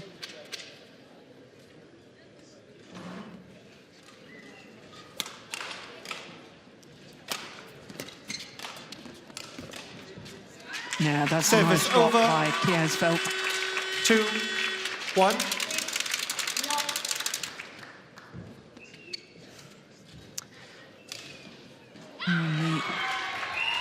The cold spray has been found, and it must be the tournament referee that puts it in the kit box of the player. Can't be the coach. Good play by Lavrova. Yeah. Service over. 2-4. Yeah, that's a lovely block to the net, wasn't it? That was the one that did the damage. Thank you.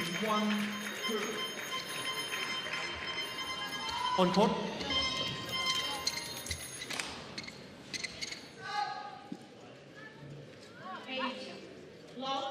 Well, in all that drama about whether she's injured and whether she can use cold spray and so on, I haven't heard what the coaching was for Lena Kjaersfeldt. No, it was mainly reinforcements again, that the attitude was the key, going in and continuing in the way that she played in the first game. Service with over. Purpose, with poise. 3-2.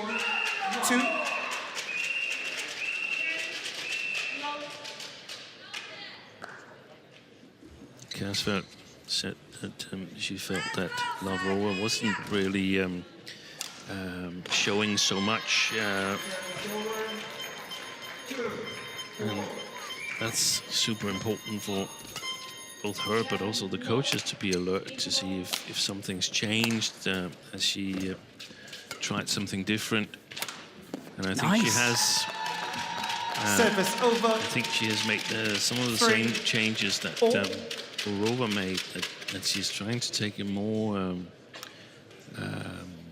positive attitude.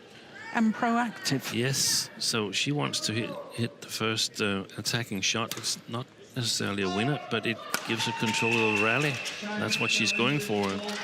There's the challenge by Kjaersfeldt. 4-3. So realizing that she cannot withstand the Danish attack, the accumulation of pressure from the Danes, so she needs to take initiative, Lavrova, even though it might not be her preferred way of playing normally.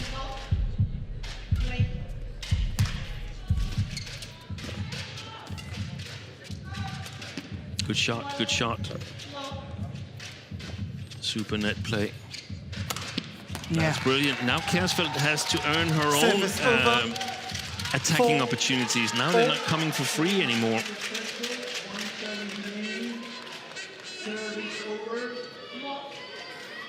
Yeah, look at that net exchange.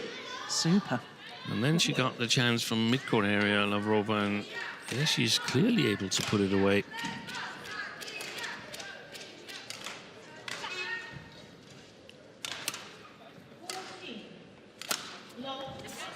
Nice. Service over. Sliced. 5-4. Half smash again.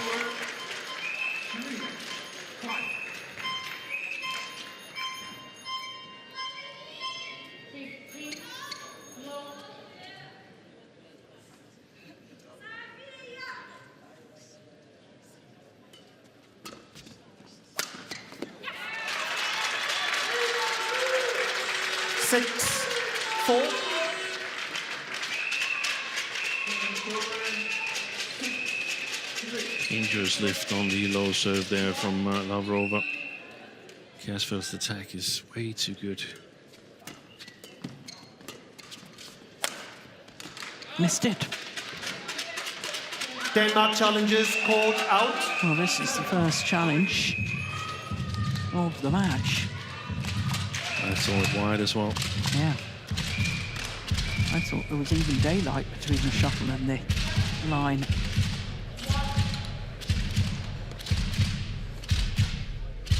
Indeed there was. Challenge unsuccessful. One challenge remaining. Service over. 5-6. Play.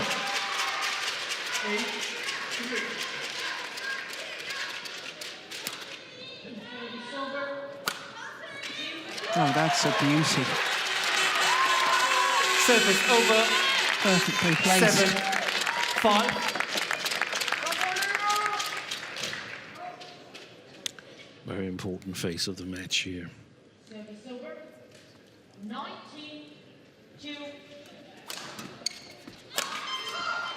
Good play by Kjaersfeldt. Alert. 5. Lavrova's got to find some returns to the front court, preferably with a deception on.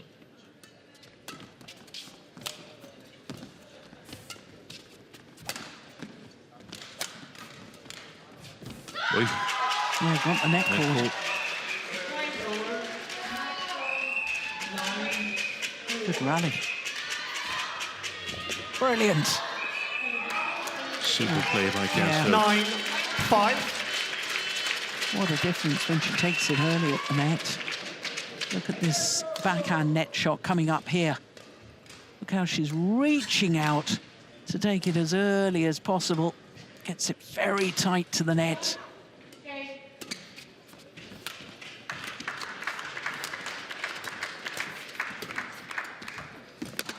Great ball. She's doing the right things, Lavrova. But so far, Kjaersfeldt has had the antidote. Trying to apply more pressure is the Ukrainian lady. It's interesting, Steen. It was either 6-4 or 6-5 when you said this is an important phase. 7-5. It was 7-5, was it? Yeah. Because she, 6, well, prior to 10. that last rally, she just won 4 straight points. Yeah.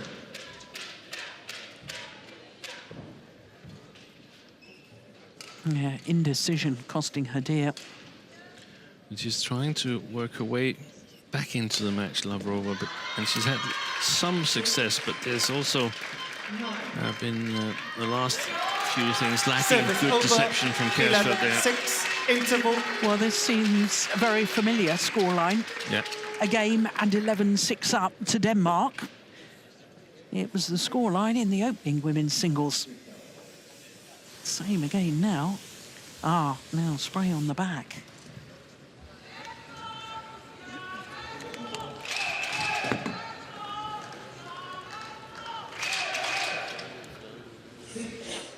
Ellers så bare tage ro, så flytte hende derfra.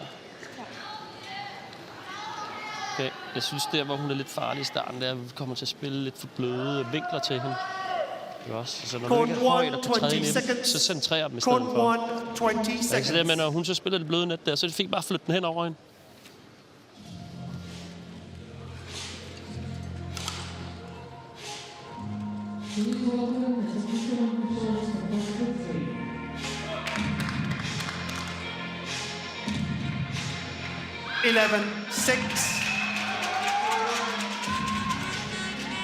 Play.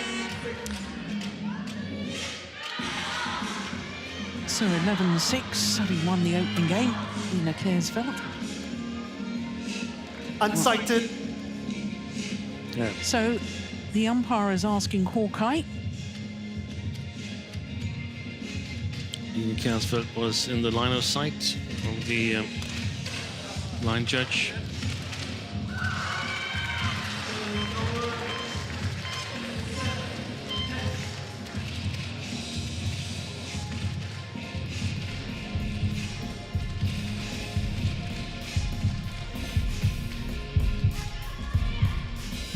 out. It was just a fraction long. So nobody 12, loses any challenges. Play. The tie between Turkey and South Africa. Please welcome the first women's doubles. Turkey, presented by There's another one gone wrong. Yep. She's got to think about the drift. 6. Lavrova.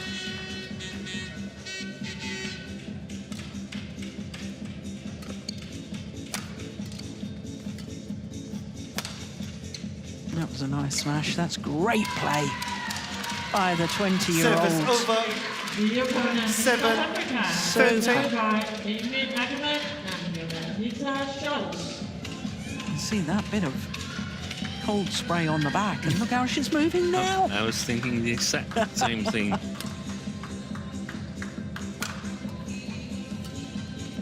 That's a good one from Kjaersfeldt.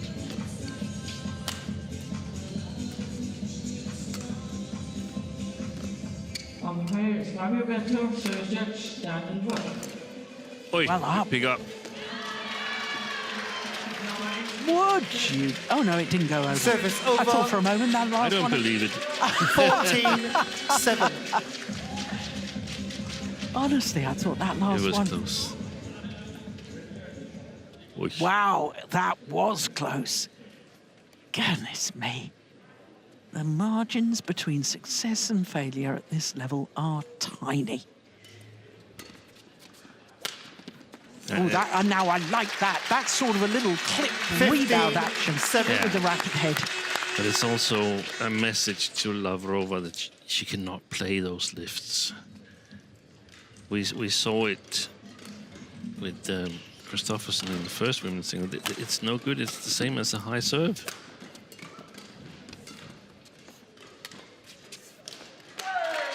And I think 16-7. belief is about to leave Lavrova if she's had it in this second game. 7-5 was the scoreline when Kjaersfeldt made her move. 9-2 since then in favor of the Dane. That's gone wide as well. 17-7.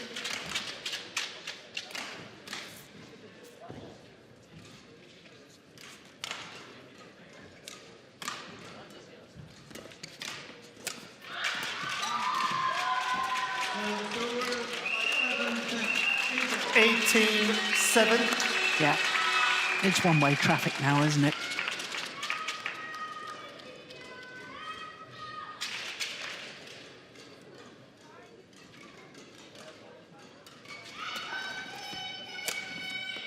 Another shot. Absolutely perfect from Kjaersfeldt. 19-7.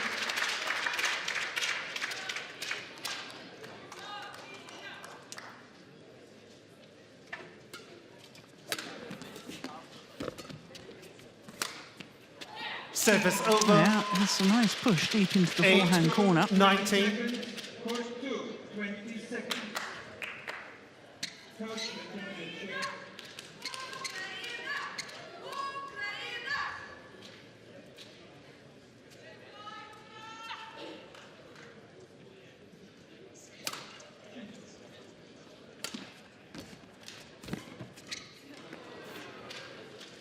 Nine, 19. 11, 10. Play. Ready to play?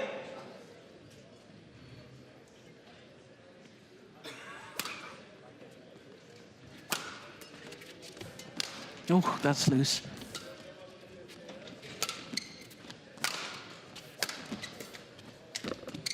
Oh, it's going wide. And that error Service means over. that it is match point 20. opportunities Match point for 9. Denmark and Nina Kjaersfeldt. Opportunities to level this tie at one win apiece.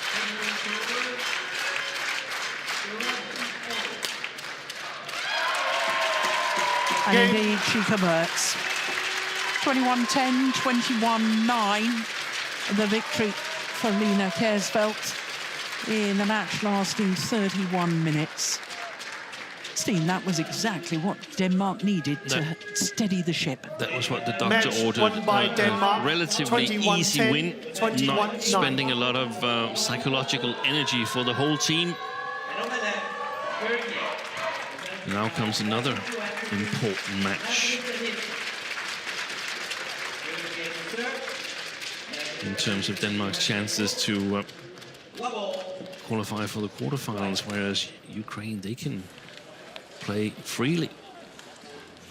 Confirmation of that scoreline, 21-10, 21-9 in 31 minutes. And that means that the overall tie is indeed one win apiece, with 3 matches still to come. Well, next up is the third women's singles. Amalie Schulz for Denmark up against Maria Stoliarenko for Ukraine.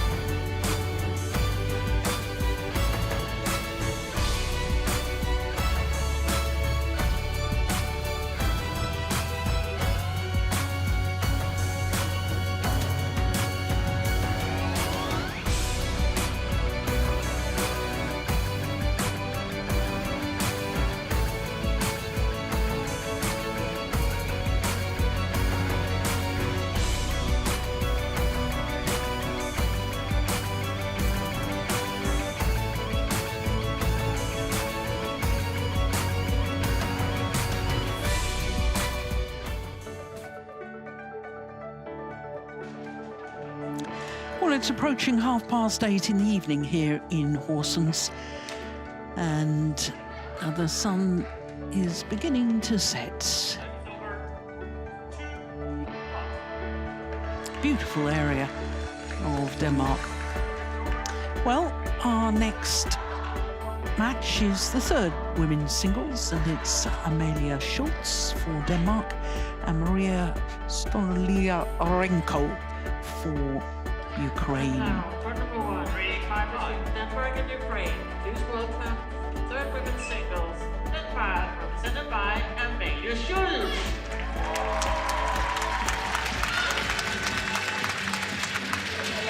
The left-hander, Amalie Schulz, in her third Uber Cup campaign, played in 2022 in Bangkok. Actually played one women's doubles in the group stage, and 2 years ago in Chengdu, she played one group women's singles match against Mexico, against Sabrina Solis.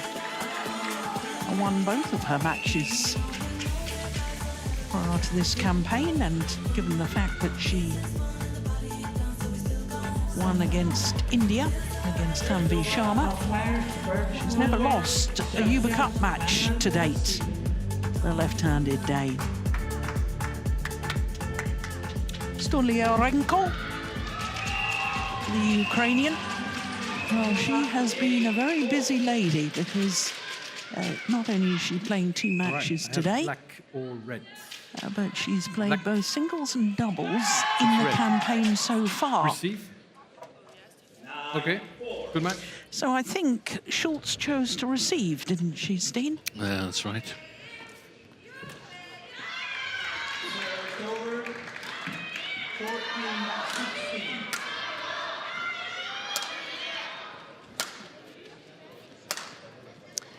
Well, Steen was saying this is a very important match, and it is big pressure on this lady, Amalia Schulz. 24 years of age, very tall athlete, 178. That's 5'10" from Kolding, which is where we had the 2017 European Championships, southeast coast of Jutland. 43 on the world ranking, that's her career high. It's her second consecutive week as 43 in the world. Quarter-finalists at the European Championships. Now, on Friday, she played against India. I was telling you that. She beat 17-year-old Tanvi Sharma in 3 games. Wasn't selected for Saturday's encounter against China. So to Maria Stoliarenko, who is just 21. She will be turning 22 imminently. 3 days' time, to be precise. 171, that equates to 5'7", just a little over. She's also from Kharkiv in Ukraine.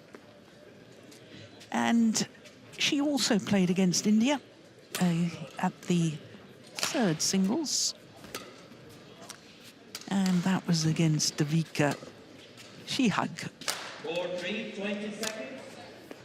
Very close opening game against the Indian player, 23-21 and 13 in the second. But Van Horenbeck is our umpire for this one. And Habu Itsie of Botswana, the service judge.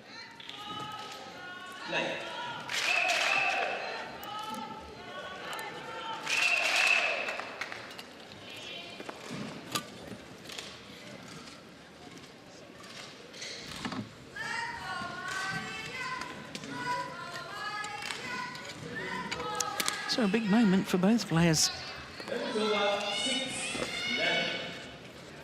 17-16.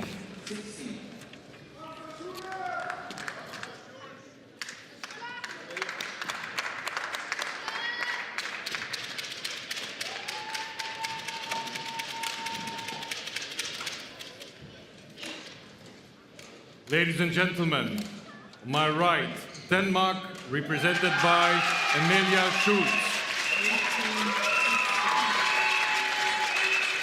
And on my left, Ukraine, represented by Maria Stoliarenko.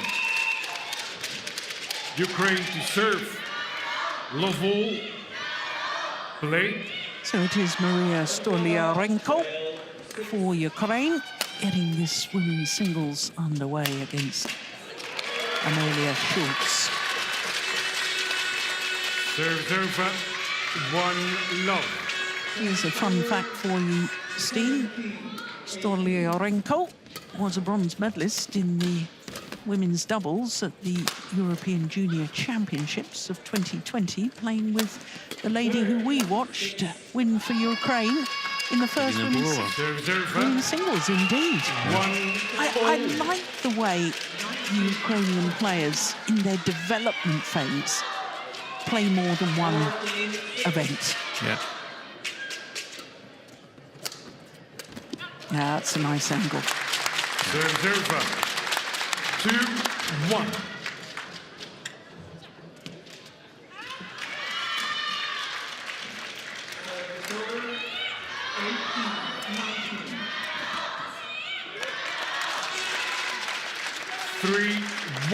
For those who may not be familiar with Amalia Schulz, just give us a rundown of what you believe are her qualities as a player. She's got some of those left-hand, really nice attacking shots. Good steep attack. Very nice slice drop shot from both sides, and she's also keen to take the shuttle early at the net. Obviously, being a tall lady, the defensive footwork under pressure can be a challenge. Question mark is whether Stoliarenko has the weapons to put her under pressure. Oh, that's a nice drop. Yeah. Stoliarenko 2-5. looks to have some nice racket skills, and unlike the first two singles players, seems to be a very good athlete. Very good athlete, and mostly stronger from the back of the court than the front court. So this is going to be a battle defending Schulz's attack on the front court, or preventing her from getting on the attack, whichever it is. 6.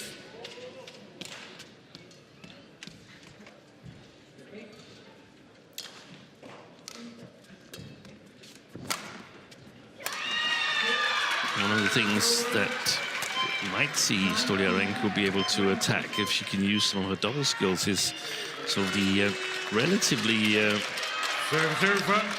big pre-shot routine for the overhead shots of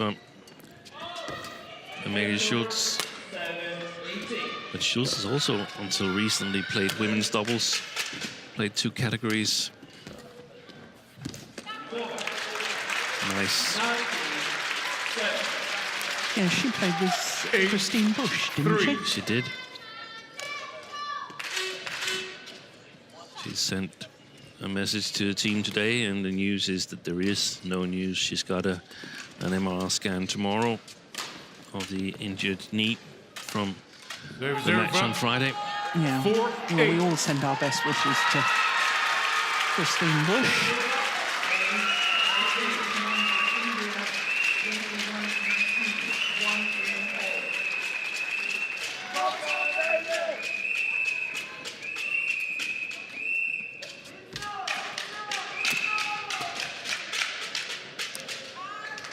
Yeah, that's well left. Yeah, it's been a really good start by Amelia Schulz. 9-4. Keeping a lot of the shots to Stoliarenko below the top of the tape on the Ukrainian side, or has had good length on her shots. Oh, that's a lovely drop shot. That, of course, doesn't go for that last one. Oh, super shot. But there's a little deception on it.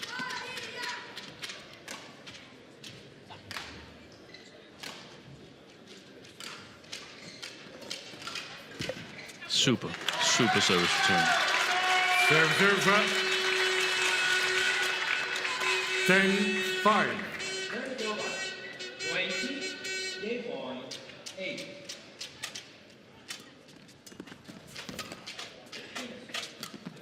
That's gone wide. Well, she's challenging. 11-5 interval. You were challenging? Okay. She did initially indicate she wanted to challenge, and then thought better of it. The umpire hadn't noticed the challenge to start with. 11-5 opening game in favour of Denmark and Den er Amelia ikke vildt for kort Schulz. til sidst starten, men den er bare lidt tungere. Jeg er helt enig i det med nettet. Det er også det, både det der med, sådan nogle gange, når du har flyttet hen, så lige tænke at træde frem og tage det hurtigt, for så er det svært at følge med. Men også nogle gange, når du ligger under, at du ikke bare løfter hver gang. Jeg kan ikke lige huske at holde den gang imellem.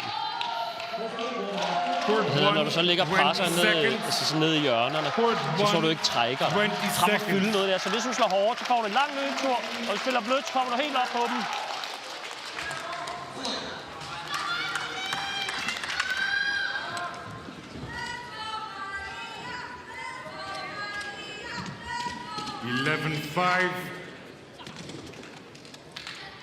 Play.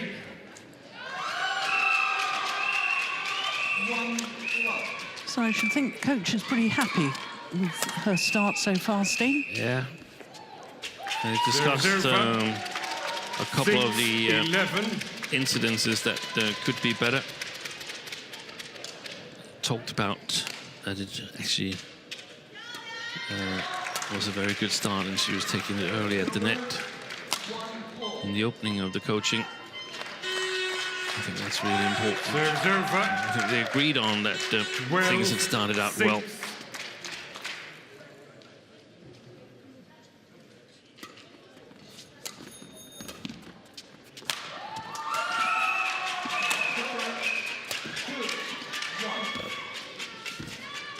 Smart.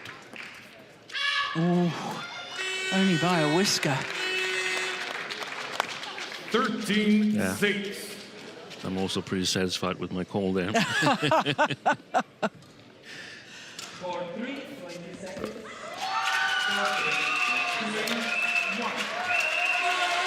14-6. She's been held in a strange hold so far. Stoliarenko has not been able to, has not been allowed time to attack Emily Schulz. Serve up. 7-14.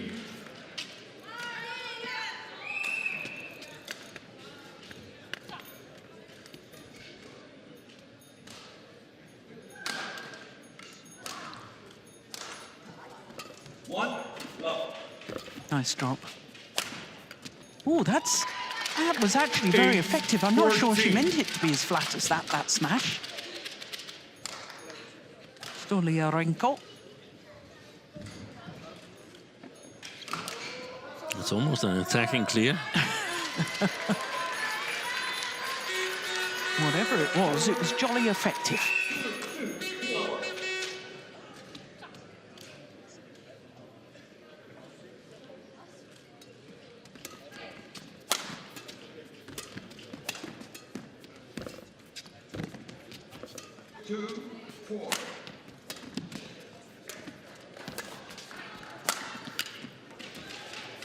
Nice.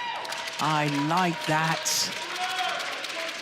9-14. Using her doubles expertise to play some very positive attacking badminton.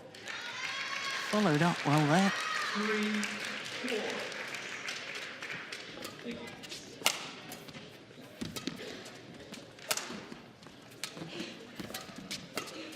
There's the little deceptions that you were talking about, Sting. I would like to see some of them go to the front court. 59.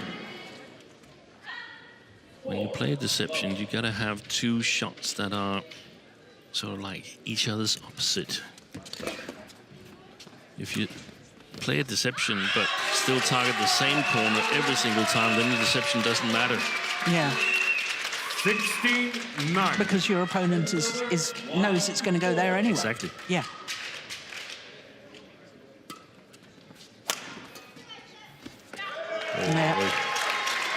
Yeah. And that's how 17-9. how big the problems are on the front court for Stoliarenko.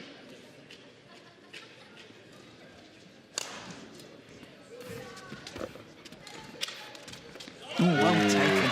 Well taken. I would like to see that from the net cam. Did you think she'd... Here we go. No. Your wish is our command. No. Go. That was brilliant. Shot. Wonderful.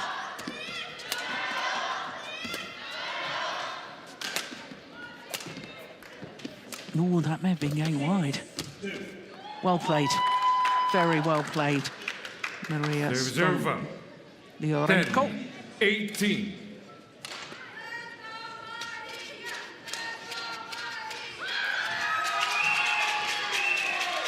Super.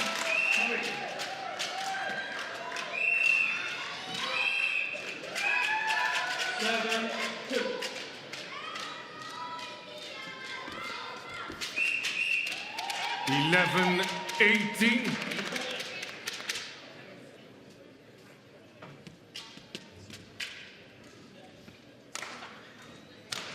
Oh. 8-2.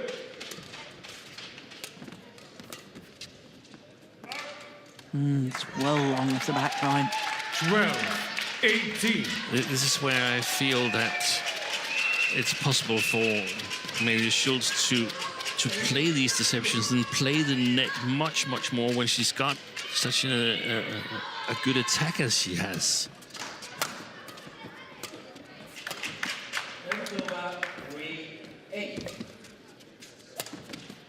Yeah, nice. Perfect.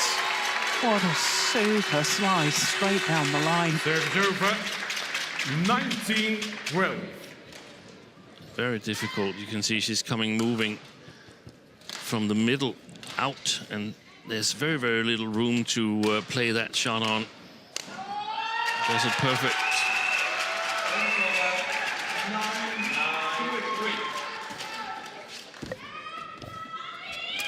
That's well played. No. Overdone it. Game point opportunities for Denmark and Alimova Schulz. Game point 12.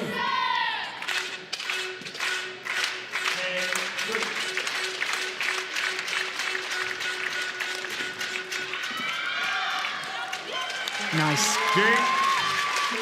So 21-12, the opening game First game in won favour by of Denmark. And Alimova Schulz. 21-12. 12 minutes for game number 1. Rigtig godt, du lige får forbanen lidt mere med her til sidst. Ikke også? Det skal vi blive ved med. Spil det der med maskeringer derinde, kan man ikke lide. Men også, du laver jo nogle gange nogle fine overspilninger, ikke? Når du så ligger og spiller den ned, og så møder den højt, så du kan bare give hende den der løbetur.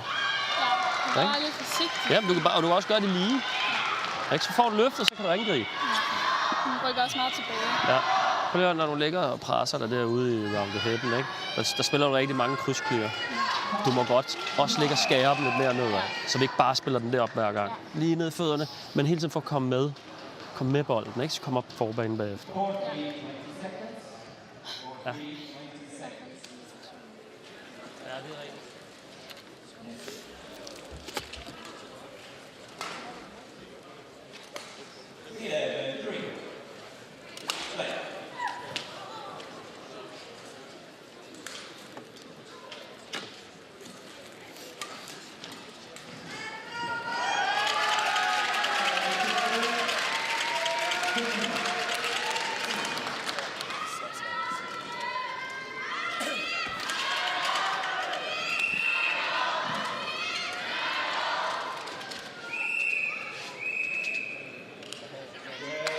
Court 1, 20 seconds. Court 1, 20 seconds.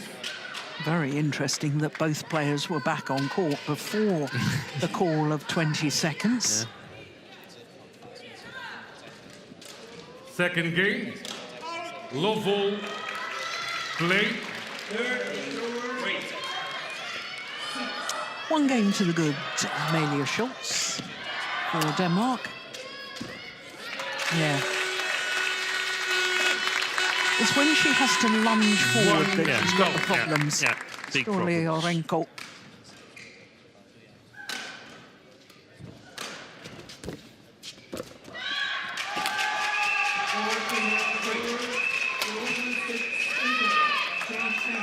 Serves over 1-0.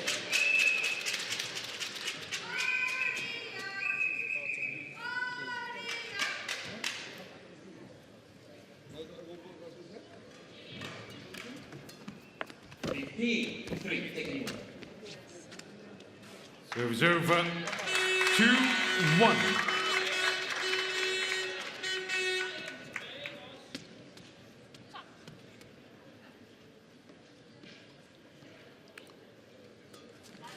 Wow. That was amazing. Did you see that, Steve? She probably couldn't do anything else than play back at the net. Otherwise, I would think it was a bit risky, but she got away with it. Good quality.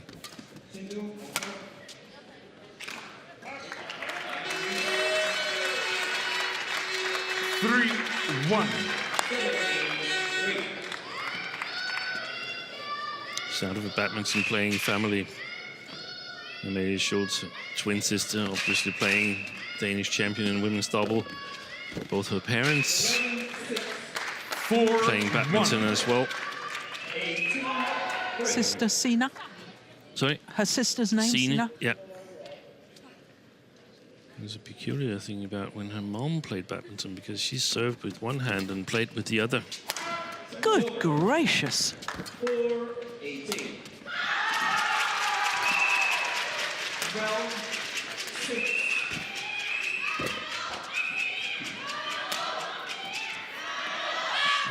So, which was which? I can't recall, and I started to think to myself, what about double when she played double? That would be very strange, but Yeah. in singles, she changed after the serve. 5-19.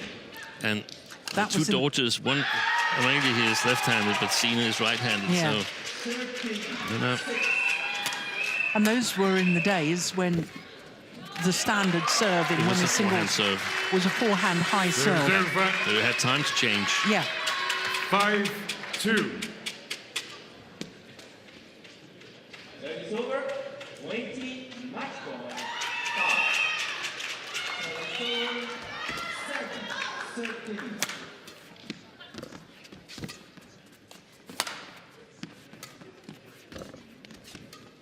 Good lifts. Yeah, nice disguise on it. Great trajectory, good deception on the lift. They're exactly the right height.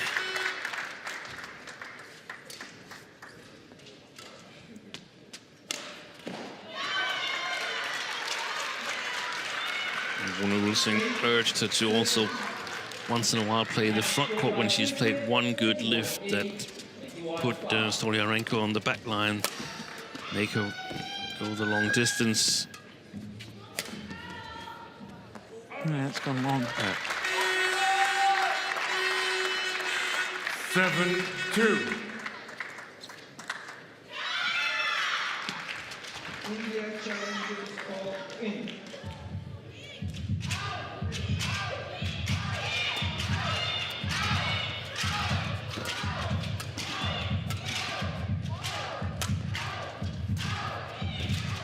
Oh, that's super. Absolutely delightful. 8-2. Take a look at this again, Steen. Just that's a turns that beauty. racket head at the last moment. Guide it across court. 9-13. Play.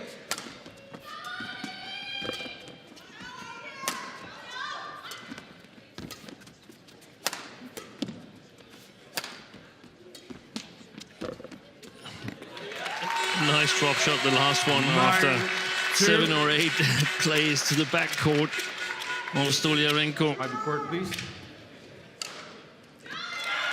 Gravity is doing its job there. Yeah. Wasn't a million miles away from playing a super net shot you. there.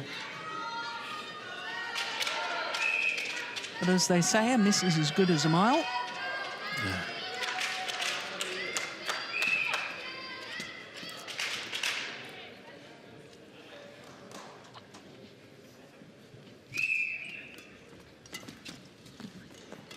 Perfect.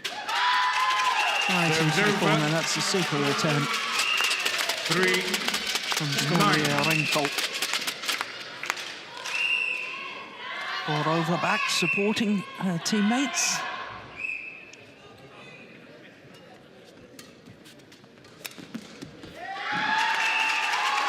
Serves over. 10-3.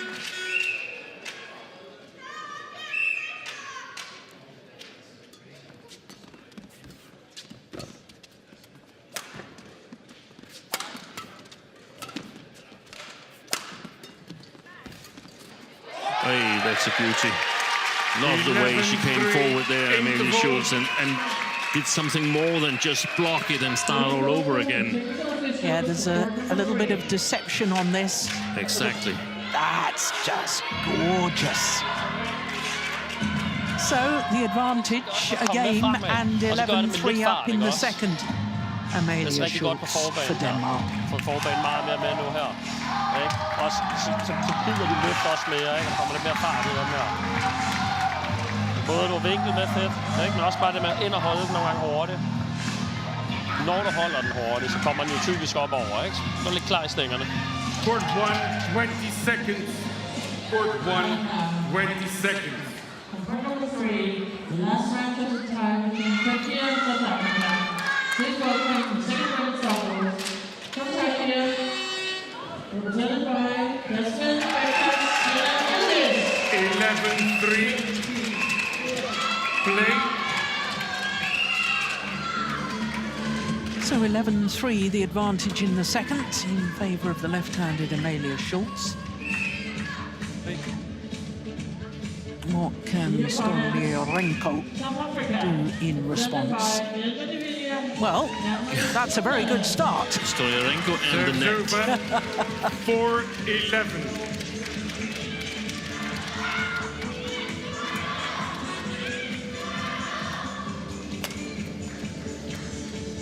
Wide.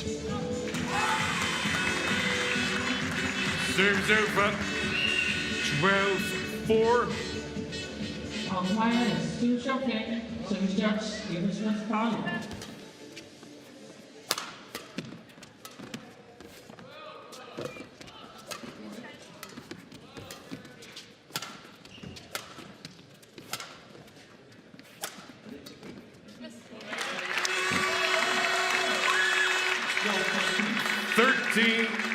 Both players agreeing that the shuttle should be changed. Oh, for the days when Tai Su Ying, whenever an opponent asked to change the shuttle, should just change it immediately. That's wayward. 14-4.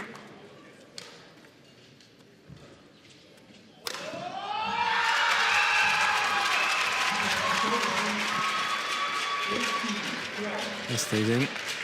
Well, she's challenging. Declaring challenge is called in.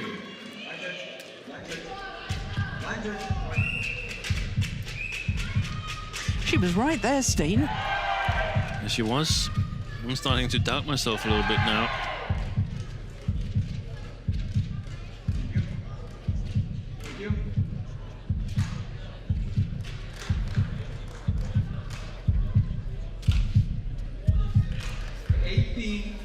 Oh, no, it just caught the edge of the line. One challenge remaining. 15-4. Play.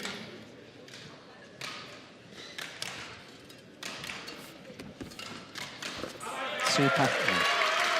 Gosh, she's got nice cross-court net shots, both from the forehand and the backhand side. Great net skills, and I noticed as well that the backhand side is also really, really good. Normally expect left-handed players to have a great forehand net play.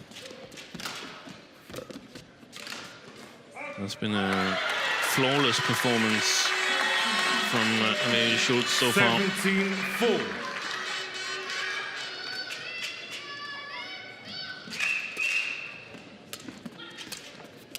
Full.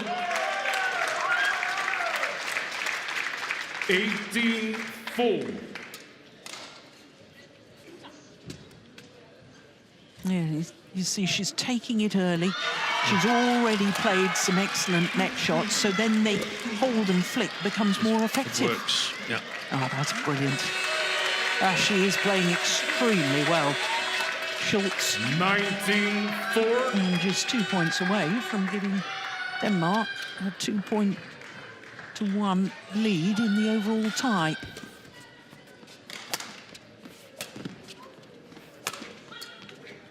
That's delightful again. Match point opportunities match point for Amalia Schulz and Denmark.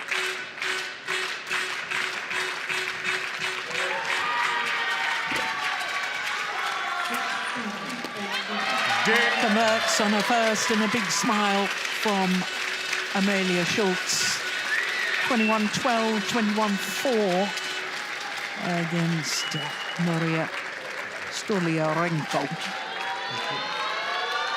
25 minutes match only. Won by Denmark. 21-12, 21-4.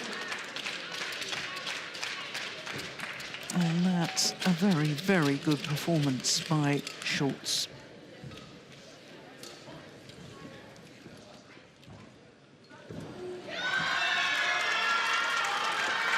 Final rally.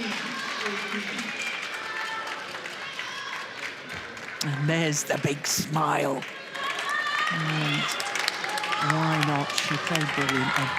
For the match time on the giant scoreboard in the arena, rounded up to 26 minutes, but you can see it's a very convincing scoreline of 21-12, 21-4.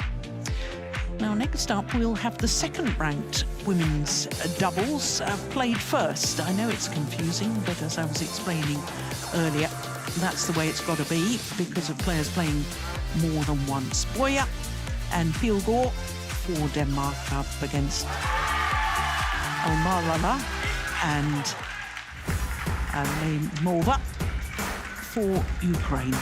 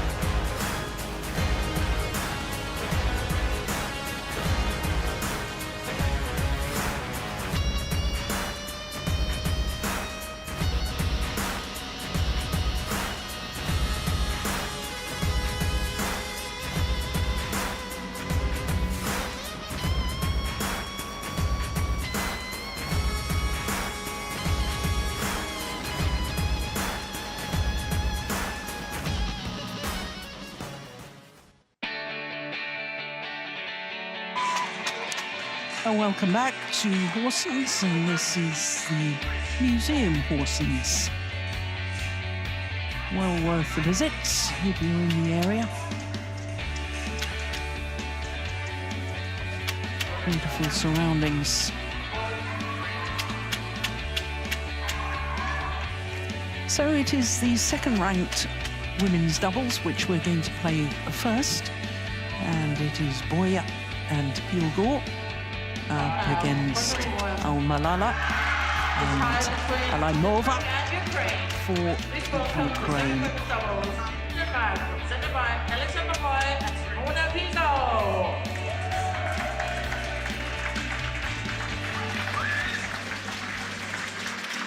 Well, the maths is simple. If Denmark was to win this one, they win the tie and they book their place in the quarter-final knockout stage of the Uber Cup. Ukraine, represented by Almalalha and Alimova.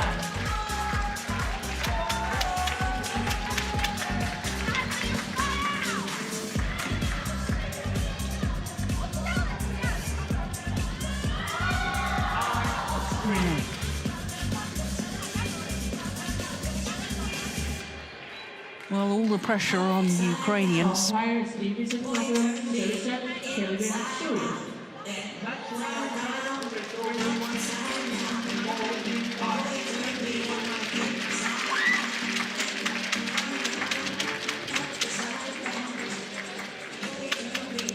This is the first meeting between these two pairs because the Danes are a scratch pairing.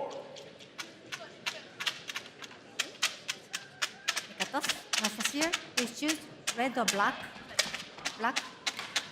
Red for you. You want the toss? I will serve. You will serve? Who will receive? So Boje says that she will serve. This side, okay.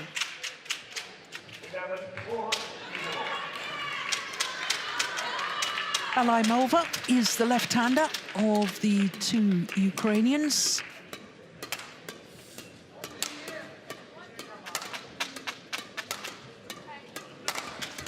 And badminton fans around the world will be very aware of Alexandra Boje.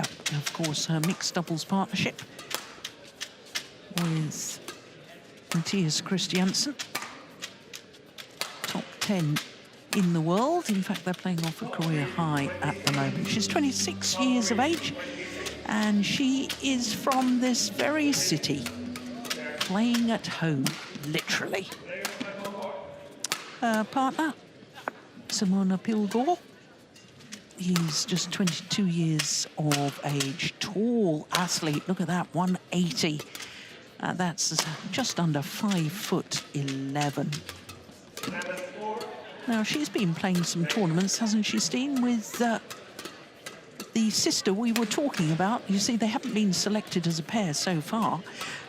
Sina Schulz, who we were talking about, her sister played the last match, Amalia, the third women's singles. Yeah, that's the normal combination for Simona Pilgaard. Raya Almalalha, just 17 years of age. That equates to 5'6", and she showed us a lovely big smile when she was announced into the arena. Her partner, Anastasia Alimova, is just 18. So 17 and 18-year-olds. You were pondering earlier, Steen, about the fact that Kantemir and Borova were not selected for this. And you said, well, maybe some of this is development, and this would support your theory. Because as you can see, neither of these pairs have played matches together in this campaign. No. And in fact, Almalalha and Alimova have only played once since 2024. And that was in the European Team Championship, where they lost to Lavrova and Schulz, I think it was. But they played together as juniors, and it's quite successful.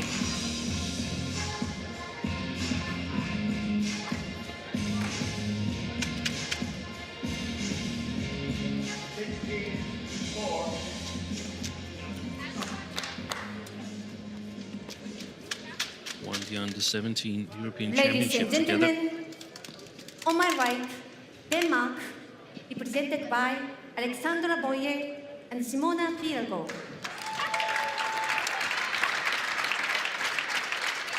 And on my left, Ukraine, represented by Almalalha and Anastasia Alimova. Umpire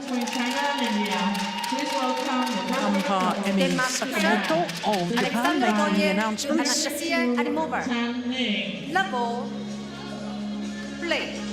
So it is Denmark that get this second-ranked women's doubles match underway.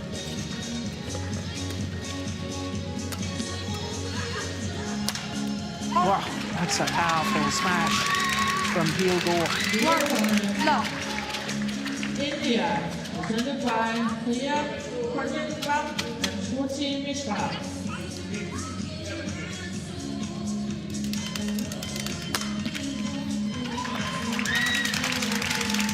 So you were telling me fascinating fun fact yesterday, Steen, about, or maybe it was Saturday, or it was Saturday, about Pilgaard and being national champion in two different countries, the United Arab Emirates and now here in Denmark. I was interested because presumably playing in a national championship doesn't prevent you having to go through the isolation period of 2 years before you can represent another country. It's only if you've played for another country in an international match like we're seeing today. It must be like that, yeah. I think you're right. Paul Love. Well, it's a very good start by the Danes.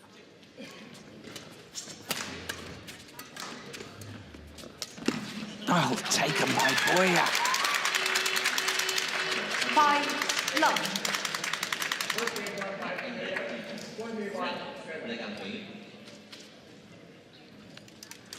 That's her mixed doubles skills coming into great use, as indeed on that rally too. 6 She's Love. used to reading the game at a higher pace.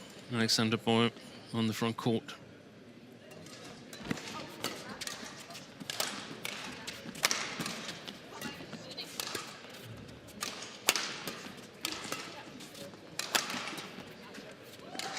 I guess the Danes, they've had to scramble a little bit in terms of this combination here. Christine Busch and Alexander Boje were selected in the match against India, and normally focusing solely on mixed doubles, so that was a designated selection. That's what the team management has been aware of, that they were more experienced and perhaps the strongest Danish women's double overall, but then the injury happened to Christine Busch, and they've had to come up with another plan. Yeah, I guess it's become Simona Pilgaard, because they didn't want any of the women's singles players to play twice. No. They had some combinations fielded. Like, I don't think they ever materialized that they got to play in the European team championships.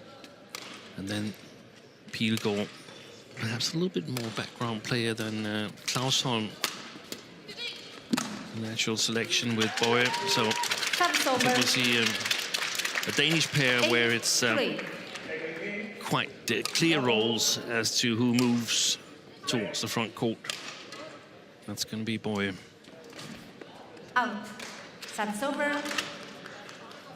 Service error. 8.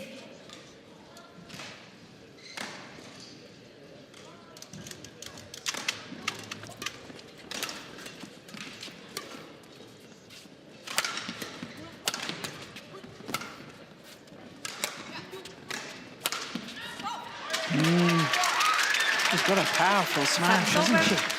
Pilgaard. 9-4. And for Alimova and Almalalha, well, the task is going to be to stand their ground in the defense and make it difficult for Simona Pilgaard. And I think one of the keys is to get her moving before she can attack.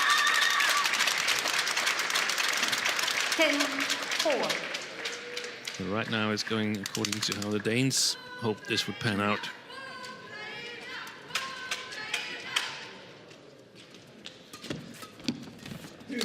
Wow, that was well taken at the front of the court by Pilgaard.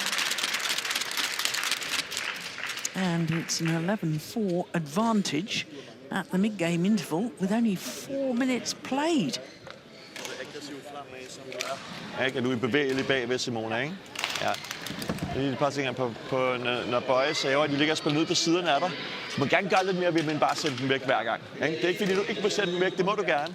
Men det kommer vi lidt tidligt på dem, må du gerne ikke bare prikke dem hurtigt nedad, og Boje bare bliver hængende fremme, ikke? Og for defensiven en gang med en lang opsamling er fint. Du må også gerne bare lige gå ind og møde den, og bare lige spille den hurtigt. Jeg synes egentlig, det står fint på mange af dem, men du opad selv på de gode muligheder. Der kan du spille en kort kryds, en flat langs linjen, rykker Boje på dem, ikke? Men der er mange gode ting, vi har kørende for os, ikke?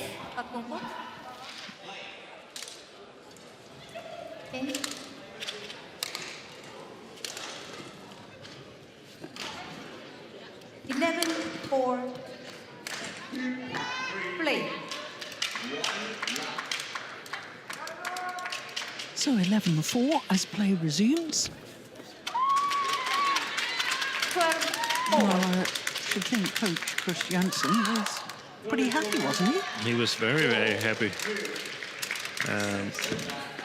enforced what was done well and also opened up some opportunities, not restricting, especially Pilgaard, to specific things she should do, but open up options that she could also do this in some situations. And I feel that she's started really well. Looks like she's gotten a lot of confidence playing alongside Alexander Boje. Oh, look at that. That's super. 44.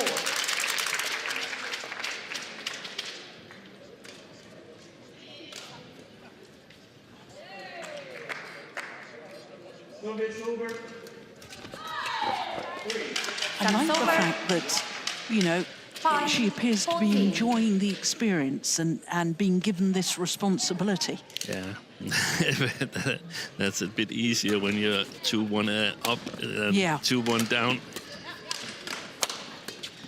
But yeah, I think it looks positive. And, one of the things that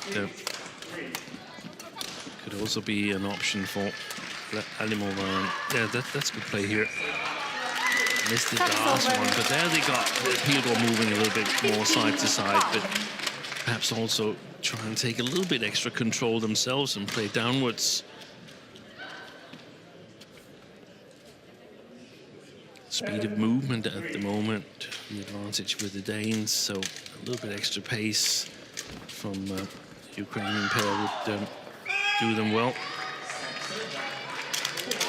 16-5. And in contrast, it's a big responsibility for the Ukrainians, isn't it, for a 17 and an 18-year-old. Yeah. When your side's 2-1 down, and you have to go out, and if you don't win, you've lost the tie.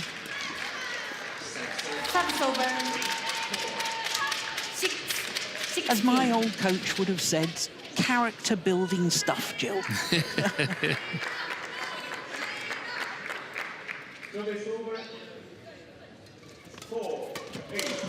Good service turn from Boje. Yeah.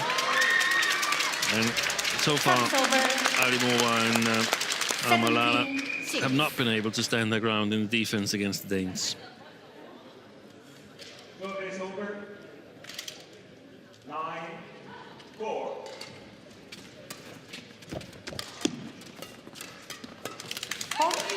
Yeah. Great read. Yeah. And you just simply can't try and hit it through Boje when she's at the front of the court. Not from that low position there. No.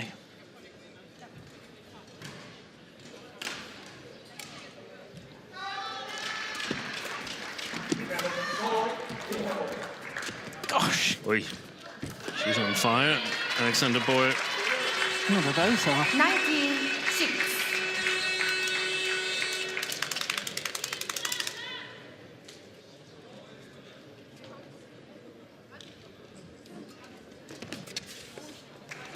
Game point opportunities. 20. That's all happened in a blink of an eye. Only 9 minutes since the start of the match.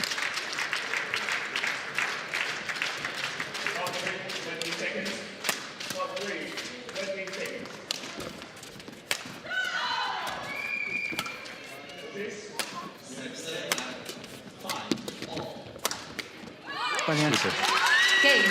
Well, you'd think they were a regular doubles partnership. The two Danes absolutely on fire in that opening game. 21-6 in 10 minutes.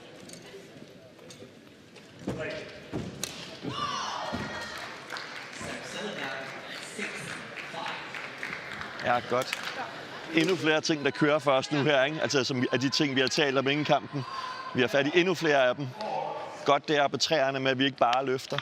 Vi må gerne, men er vi tidligt på inden, så må vi også gerne spille noget andet. Ja. Super god forståelse af det der med, når du skal træde fremad i banen, ikke? Pas på i din defensiv, at du ikke står og venter på bolden og vil spille blødt. Det har ikke særlig stor effekt. Jo, det er fint nok her, men det har ikke særlig stor effekt, at du står og venter på den, der spiller kort. Så flyt den en gang mere hurtigt, træd frem i den næste, og så kan vi spille noget ned der, ikke? Ja.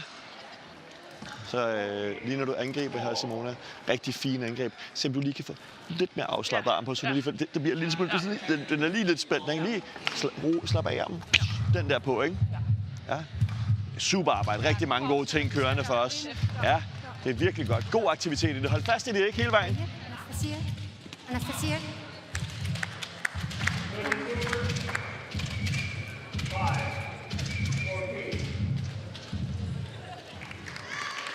Collection out. 7-5. Play.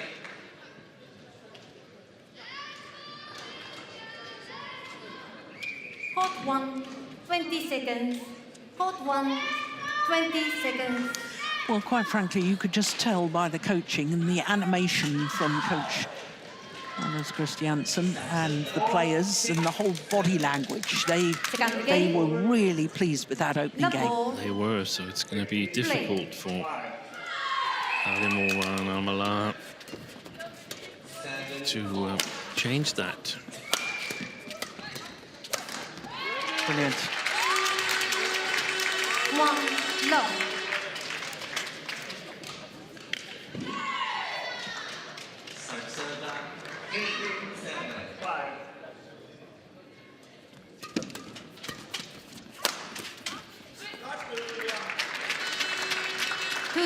At the moment, the Danes just aren't allowing their opponents to settle at all. No. And you can see they're a little bit tensed. Yeah. Almalalha and Alimova are starting to jump up and down, shake the arms.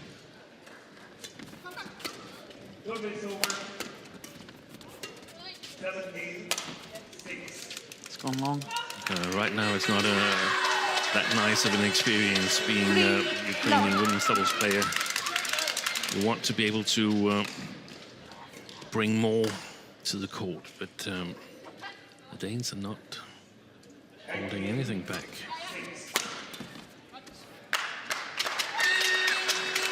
For love.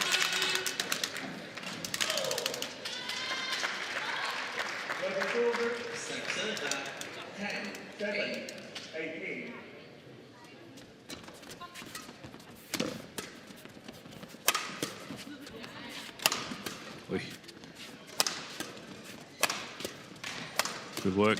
Yeah. Keep on going.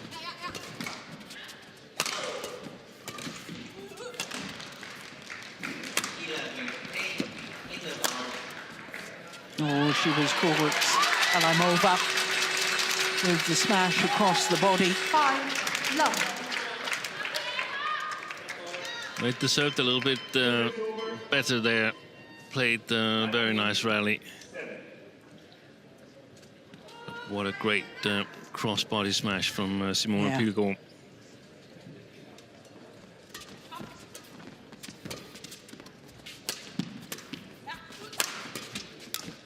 That's great play.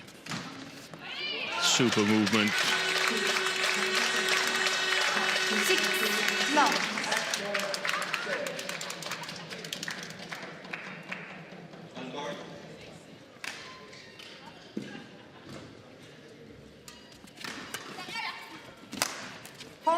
Wow. 7 love. Absolutely brilliant. Well, if you ask me, Steen, the National Training Centre needs to open up another court for women's doubles practice. Yeah. I think they already have. Because I think that I'm seeing from Pilgaard an awful lot of talent. Yeah.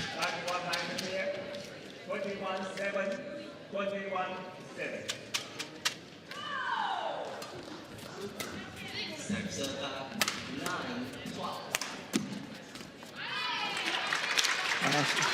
Alimova just can't cope with the pace of this at No, times, exactly. can she?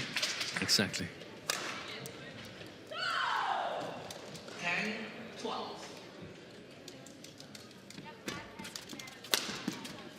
That's a nice block, so that's well played. Service over. Well done. 2-8. Hopefully that'll give her a little confidence.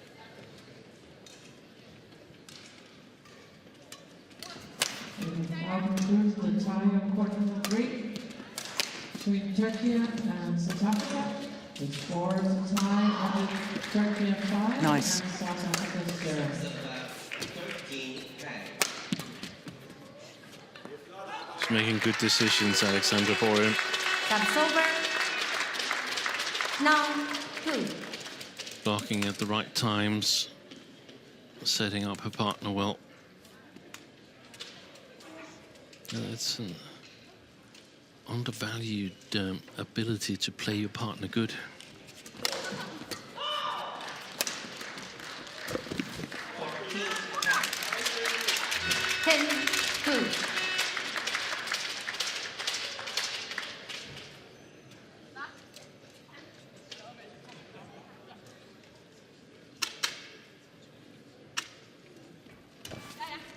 Yeah, nice return.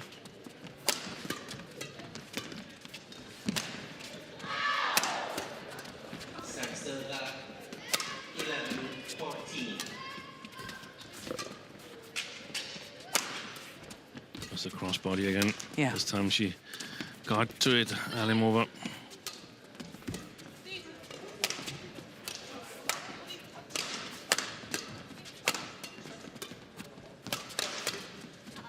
Best rally of the match. Yeah. Service Well over. done.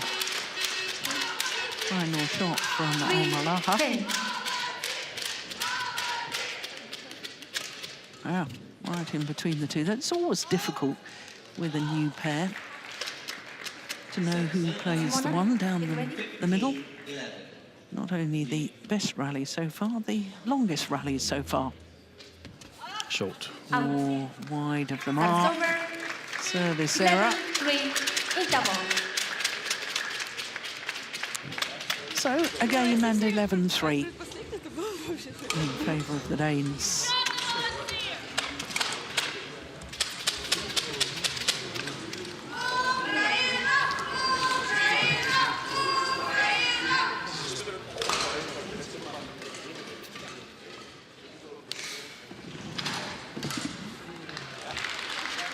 Ja. Jo. Nej, det er Simone, jeg server. Ja, altså rigtig fed aktivitet i det. Dejligt tempo i vores defensiv også. Det er ikke, fordi vi ikke vil spille en blød, det må vi gerne. Men det der med, at ligge og flytter den tredje i den, så kan vi spille en blød. Ja, godt arbejde her.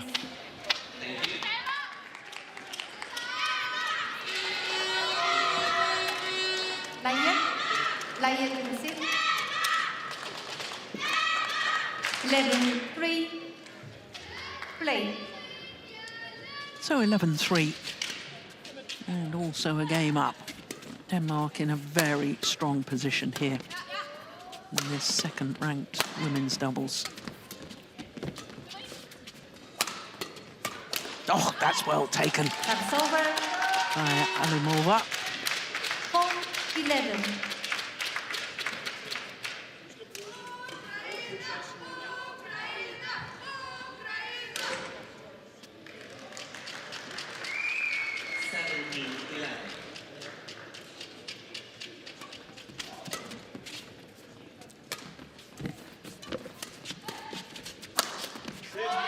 Yeah, can't afford to hit short.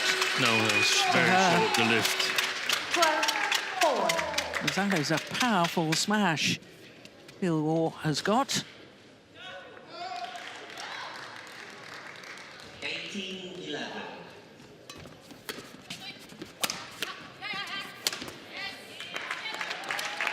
It's one of the situations, as Christiansen mentioned in the interval there, that Pilgaard, when she's in good position, doesn't have to necessarily lift from the mid-court area if she is able to find some openings on the other side of the court. Well, obviously she wasn't able to find it at that moment there, but if you just lift all the time, it becomes too predictive.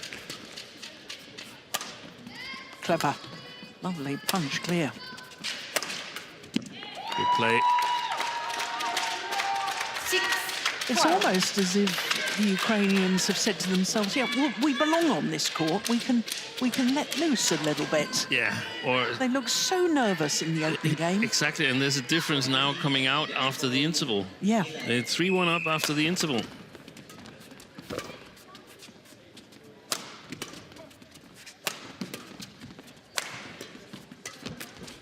Yeah, good pressure. from Boje. Service over. 13-6. They've got to do something about the first smash of Simona Pilgaard. Got to block it instead of just trying to play it back either flat or high. Because they don't get out of that strange hold. Yeah, Challenge here, yeah. Hold out.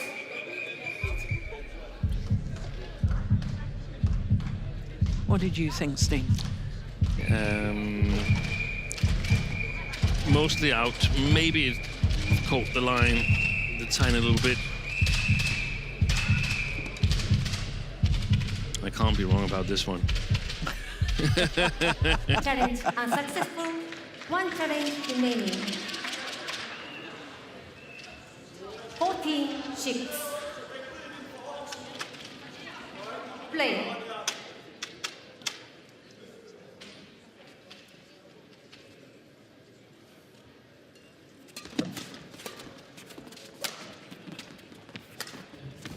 Oh, she's quick on that, Boje.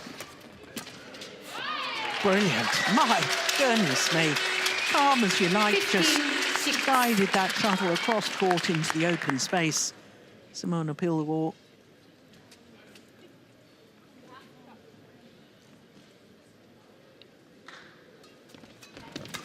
Wow. Crikey. The return 16-6. pretty much to the net, and Boje was the one stepping forward. Yeah.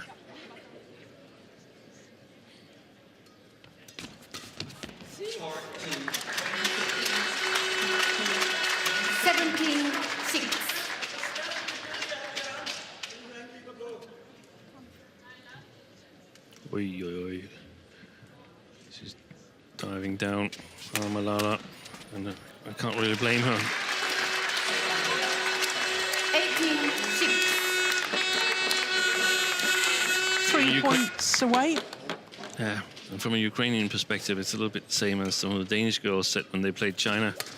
We need to be better at everything. Yeah.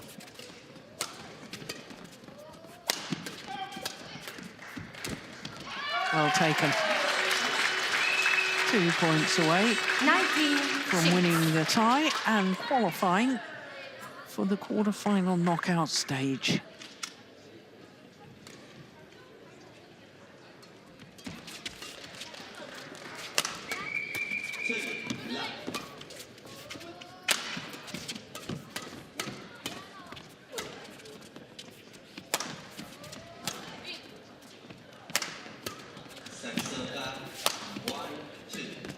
Brilliant.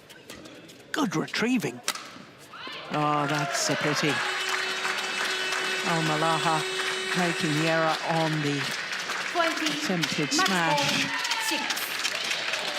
And it is match points and tie points to qualify for the quarterfinals.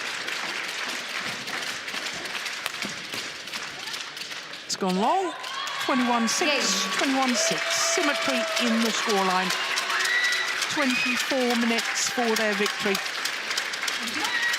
And after a shaky start by the host Denmark, they have secured their place in the quarterfinal. And that was very convincing indeed. 21-6.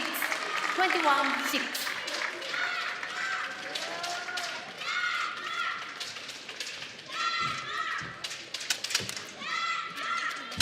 Well, the Danes were absolutely on fire. There's no question of that in this women's doubles.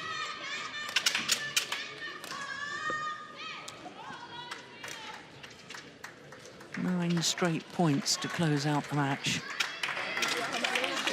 21-6, 21-6.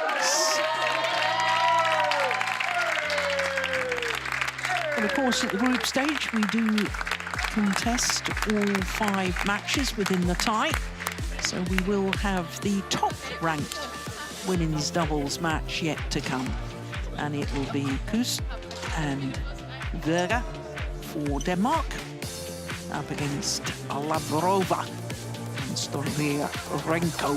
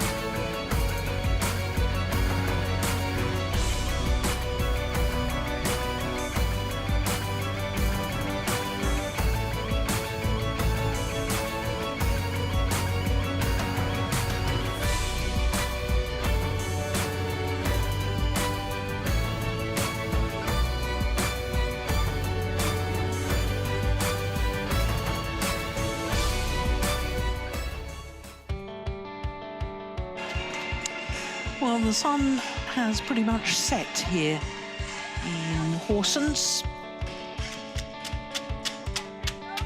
It's on 9:30 at night. And Steen was kindly reminding me that, so we're pretty certain that Denmark will qualify for the quarter-final stage. We do actually also need the other result from this Group A match, and that is China against India.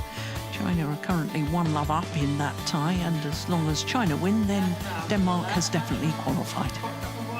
Well, one more match to come. It is the top-ranked women's doubles, and it is Amalie Kudsk and Mette Werge up against Sofia Lavrova and Maria Stoliarenko.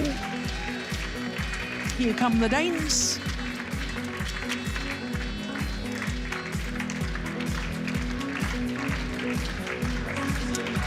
Led out by Amalie Kudsk.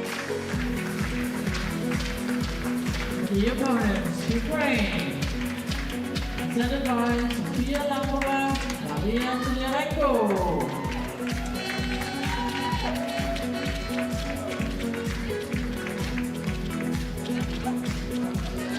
Well, it's the third time in the third match, I should say third tie, that Denmark have played, that they fielded this women's doubles pair.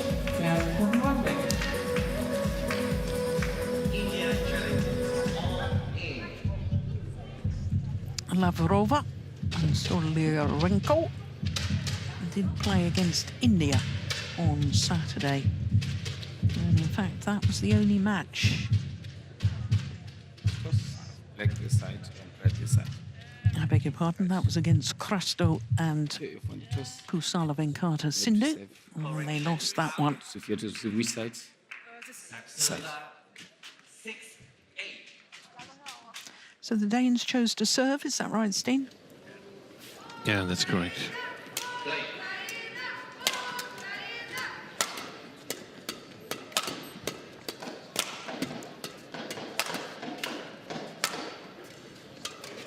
So both of the Danes, pretty young. Amalie Kudsk is 24 years of age, from Belarus. And she's been as high as 33 on the world ranking with Sina Schulz, with whom she won 2 titles from 5 finals contested. Mette Werge is 22 years of age, and she's 1 centimetre taller. Oh, just under 5'6". They beat the Indian pair of Konjangbang and Mishra. Saved 2 match points, incidentally, in that deciding game before they won it 23-21, and then lost to the current world champions Liu Shangshu and Tang Ning in Saturday's match against China. Well, we saw Sofia Lavrova in the second women's singles, the second match of this tie. 20-year-old from Kharkiv, and her partner was playing in the third women's singles, Maria Stoliarenko. A year older at the age of 21. She hasn't had much of a rest, has she? Because there was only 24 minutes for that previous women's doubles. Precisely. She hasn't had much rest at all, my goodness.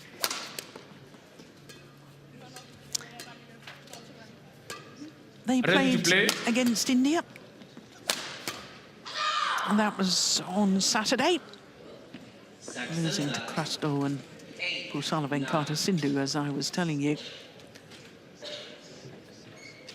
Umpire for this one, Abu Itzie from Botswana, and Bert van Horenbeck from Belgium is the service judge.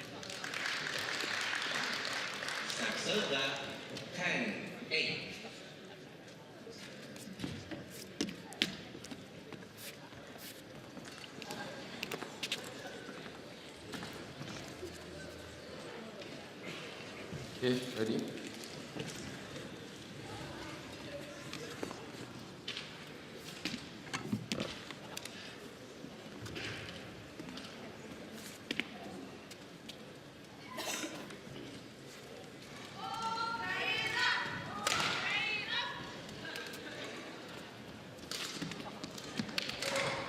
Ladies and gentlemen, on my right, Denmark, represented by Mette, Werge, and Amelia Cecil Kudsk.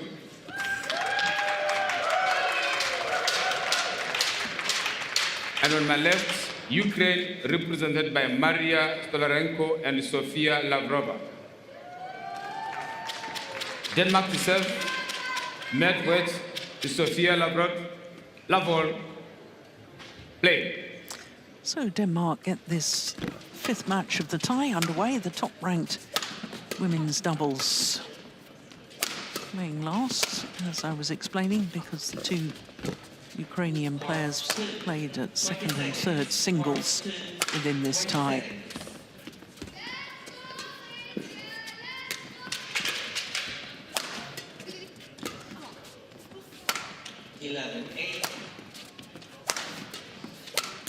Good, that's good aggressive play from the Danes. 1 love.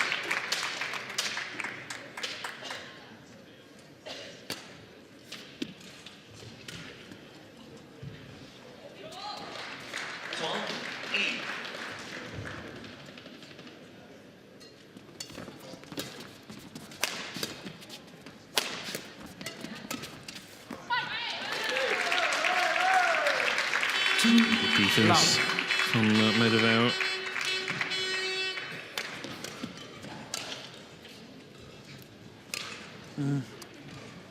That's perfect placement. Oh, good return. Service over 1-2.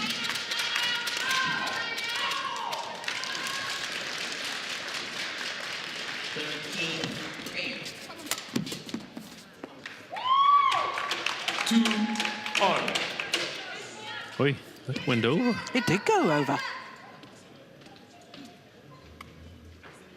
She didn't celebrate the way I expected it, Lavrova. Oh, that's nicely taken.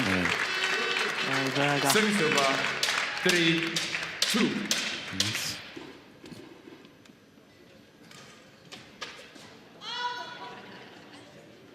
Brushing it into the open space.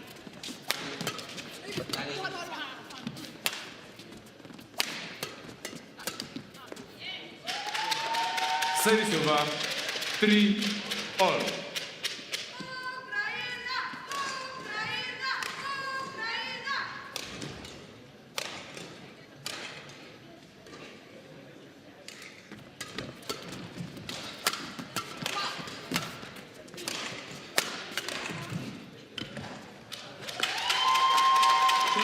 There. High placement. 3. Yeah, very nicely done. Well, the smash there. Stoliarenko under the right armpit of Werge.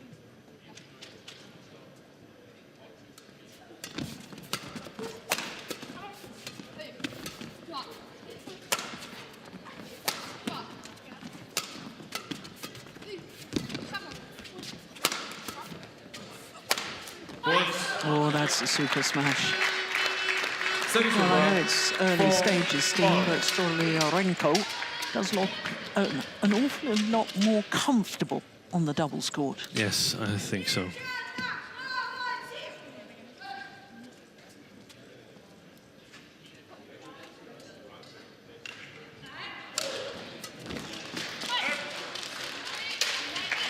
Five, 4.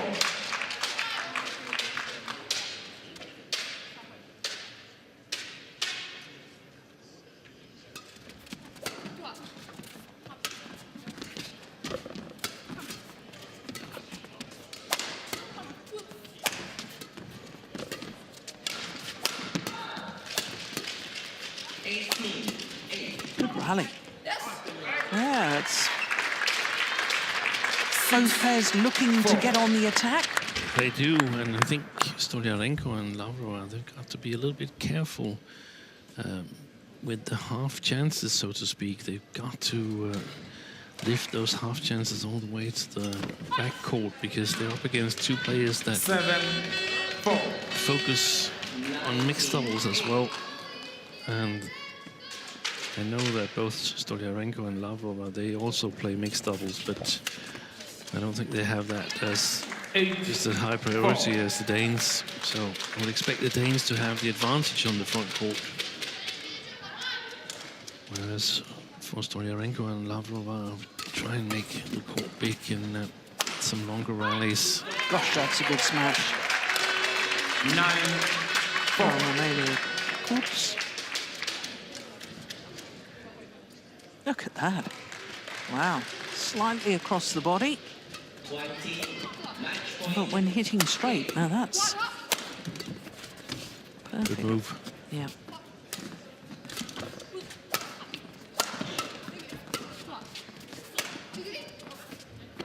Oh, it's just long.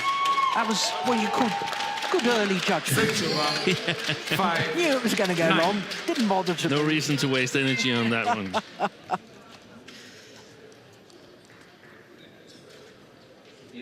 But both following it closely. Oh, what a touch. Sensational. Absolutely sensational. 9. From Lavrova. Point 1-8. Look at that.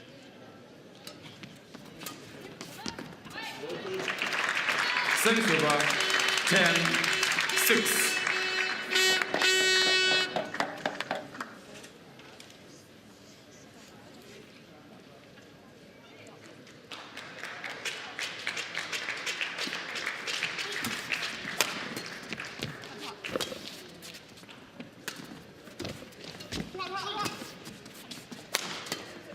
Good power. Relatively flat smash from Stoliarenko proved efficient again. It's dangerous if the Danes move a step further forward, then they can counter, but so far it's paid dividends for the Ukrainians. Yeah, well worked. And the Danes go to the mid-game interval with the advantage. 11-7 in this opening game. Super fint arbejde her. God indstilling til tingene igen, ikke? Det der med, at jeg er villig til at arbejde for tingene. Ja. Der er et par gange, hvor vi kommer til at sløse en lille smule. Det er, at man ligger og slår det højt på os, så bliver vi sådan lidt dogne i vores catcheføring. Lad nu bare lidt klar der, ikke? Og vi behøver ikke give den fart hver gang. Vi kan sagtens bare lige spille efter serven, bare lige skubbe lidt, ligge og være klar igen. Ja?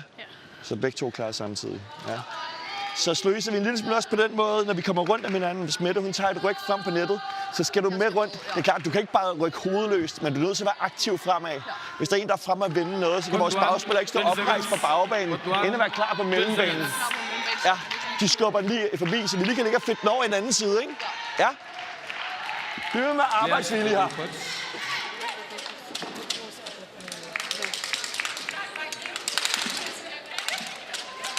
11-7.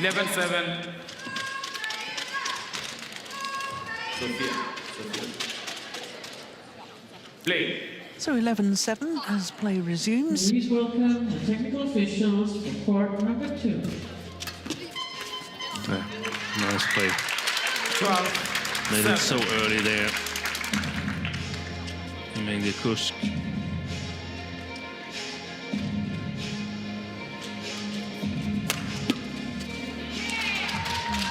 Service over. 8-12. So the Danish coaching. Yeah, that was interesting. He said really good work ethics. We're ready to invest the energy it takes, but also a couple of times we've been a little bit sloppy. That was the high attacks, especially from Stoliarenko, where they were a little bit late with the racket, and when especially Werge is making a move towards the net, then Kudsk has to follow up and support her. Cannot play too passive and stand back and defend in case they don't play a good enough shot, or Werge doesn't play a good enough shot.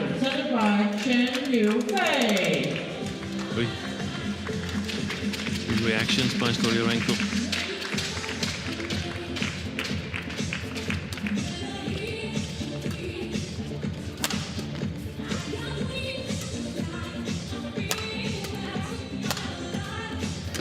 The opponent, India, represented by Kjaersfeldt.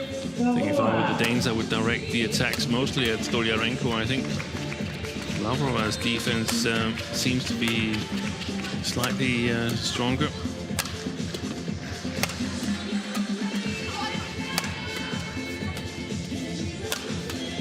Good rally again. Good defense by the Ukrainians. Important rally.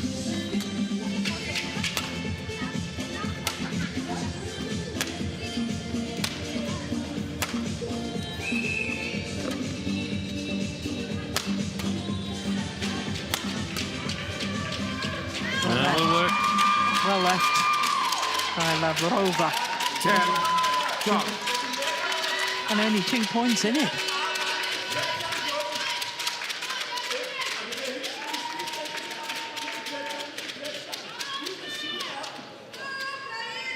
Must be clearly the longest rally. There's Kantemir. Yeah, 66 shots.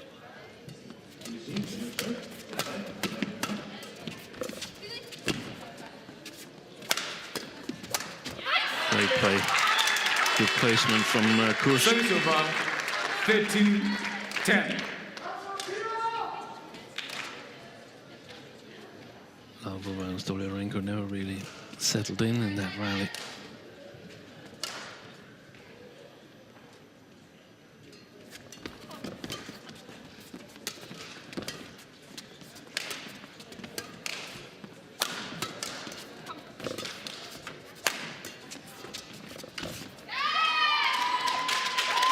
Service over 11-13.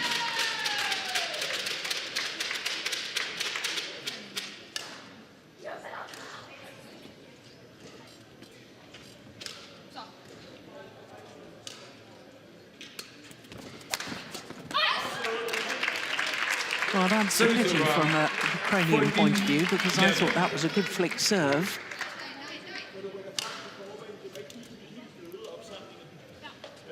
Stoliarenko. That's what I meant when I said, ready. Yeah, exactly. The defense is not technically as solid as Lavrova's, so she's easier to hit when she's waiting for the forehand return chance. Ukraine challenges called in. That was a close one. I think they might win this one.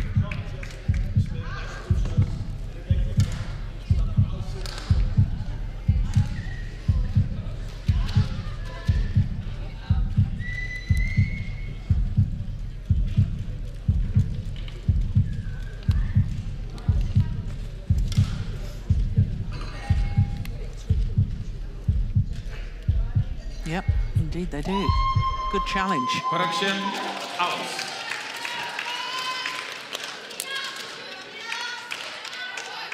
Service over 12-14. Play.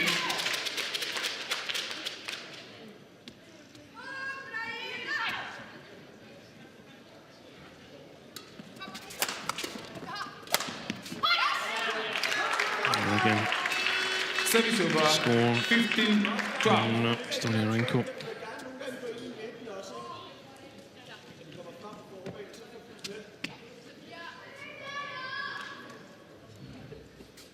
Down the middle.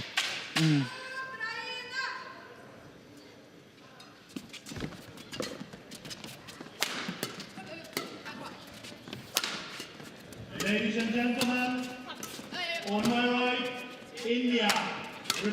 That's a nice shot. Yeah. Forehand defensive drive from Lavrova. Doing the damage, setting up the rally.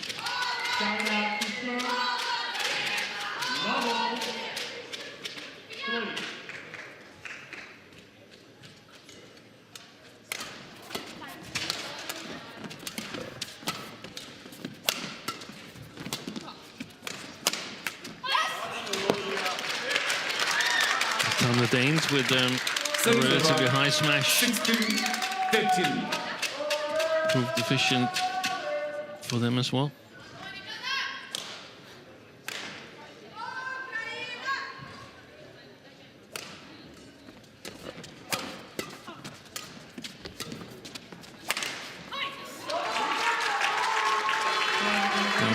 once again.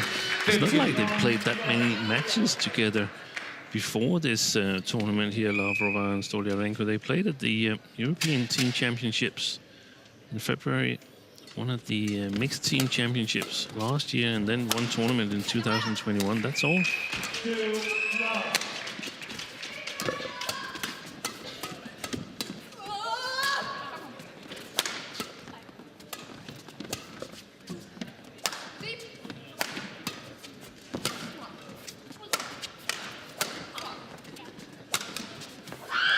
It seems with a lot of European nations that women's doubles is a work in progress for trying to discover what partnerships have possibilities. Yeah, that's true. Denmark's exactly the same. Denmark is the same.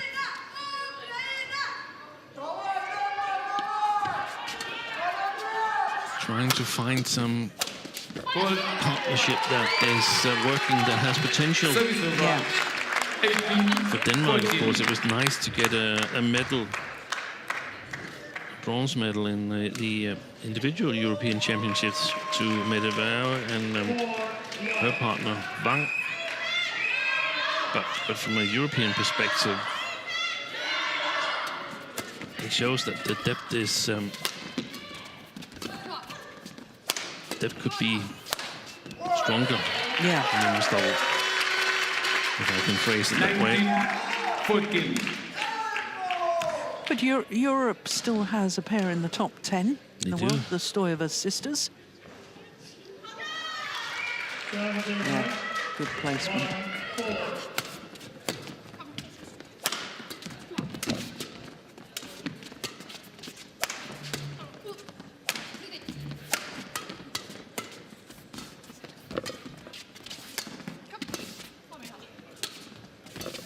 Oh, my goodness. That is terrific.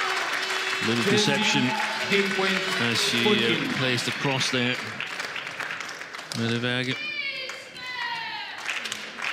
What a way to bring up game point opportunities. Brilliant.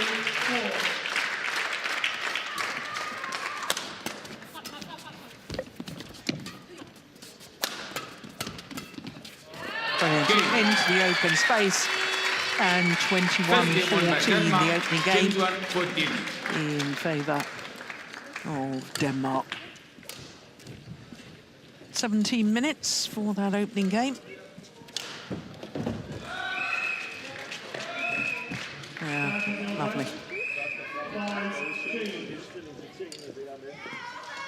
Hele tiden, at vi vælger lige de rigtige ting, eller slår nok kvalitet og så videre, men vi har super god indstilling til det, at vi vil arbejde os til tingene.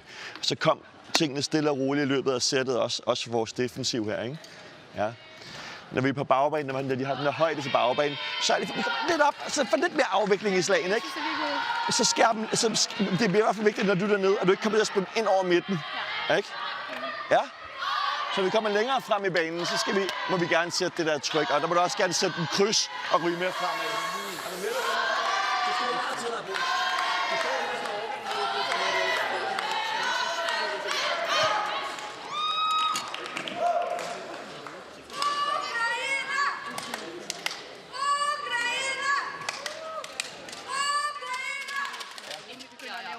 Ja, og den der indstilling også bliver flyttet ind, så får en lille smule dårlig kvalitet. Men er nu klar igen. Ja. Ligesom den til sidst her, det er helt perfekt. Ja. Ja, med god indstilling på her, ikke? Ja. Hvad med en svipper? Ja. Har vi glemt dem i dag? Nej, jeg synes, der er en, der Lavrova, der virkelig langt tilbage nogle modtager. Ja, okay. Så gør det på hende den anden måske. Har du svippet? Vi behøver ikke gøre det meget, vi skal lige have nogen med, ikke? Ja.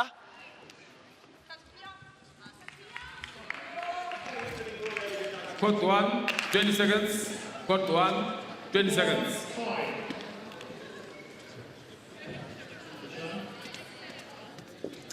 So Denmark, in the form of Werge and Kudsk. Second game.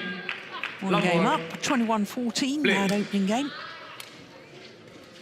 Now, what can Ukraine do in response to that? One love.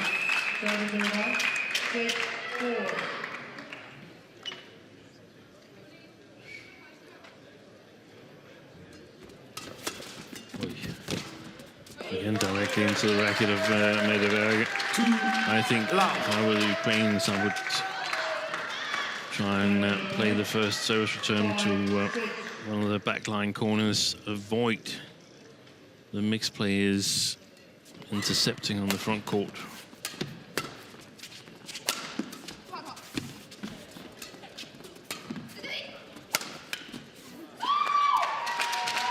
Service over, 1-2.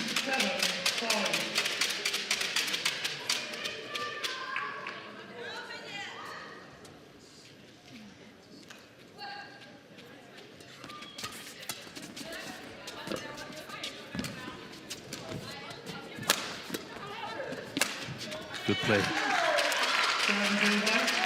Service over, 3. Made her way forward. Nice placement on the first smash from Kudsk.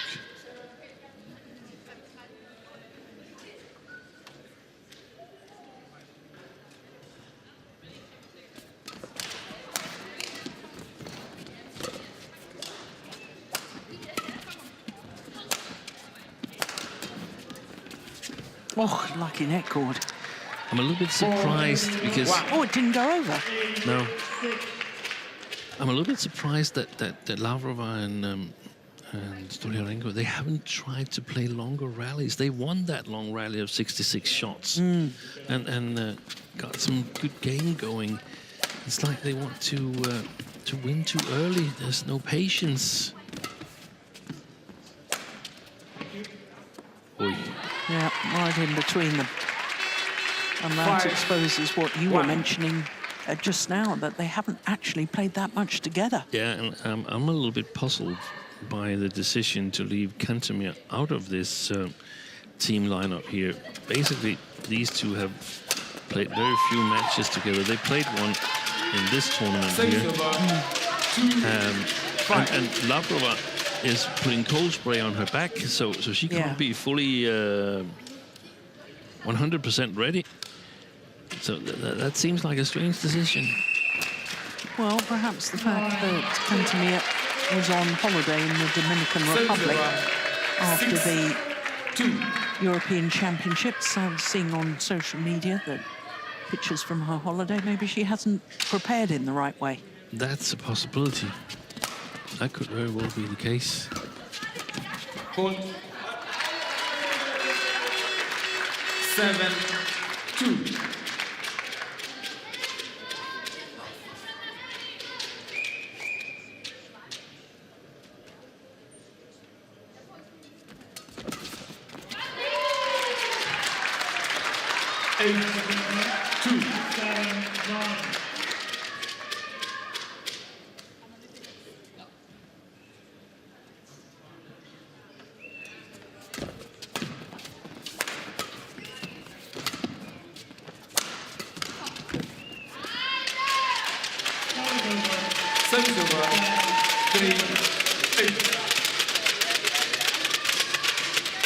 I think the Ukrainians need to vary their attack a bit more. Whenever they get the opportunity to attack, it's always a hard smash. Always full power. Yeah.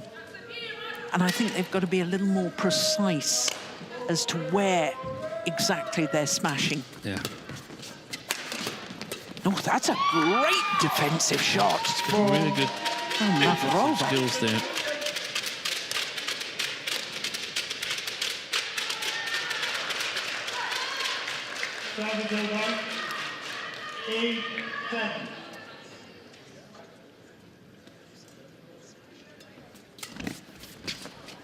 Excellent.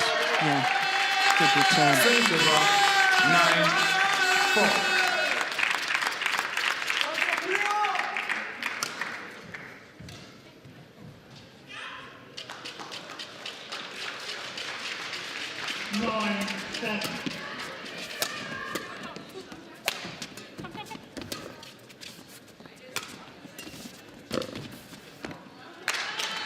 Stayed her side.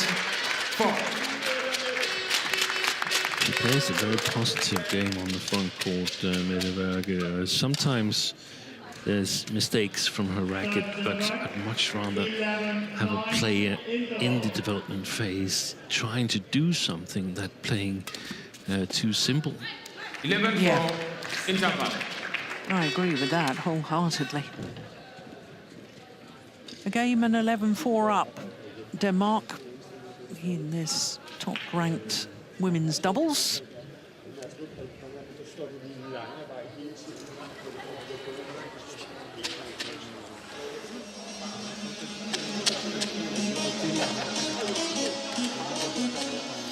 Helt ud på single-linjen kryds, hvis de skal krydse. Ellers så går den korte vej på dem, så får du farten der, ikke? Og kan følge med fremad. Ja, altså det er rigtig godt. Rigtig god aktivitet i det. Ja. Court 1, 20 seconds. Court 1, 20 seconds.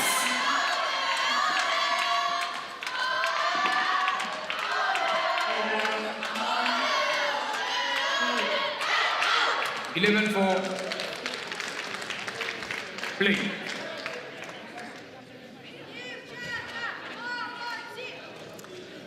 So a game and 11-4.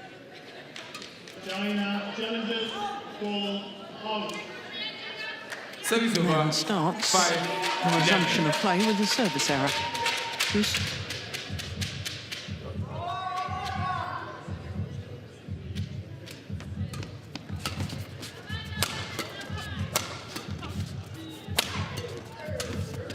Yeah. They're targeting Service over. 12, Maria 5. Stoliarenko. One challenge remaining. They've spotted the same thing that you spotted, Steve. Yeah. Right.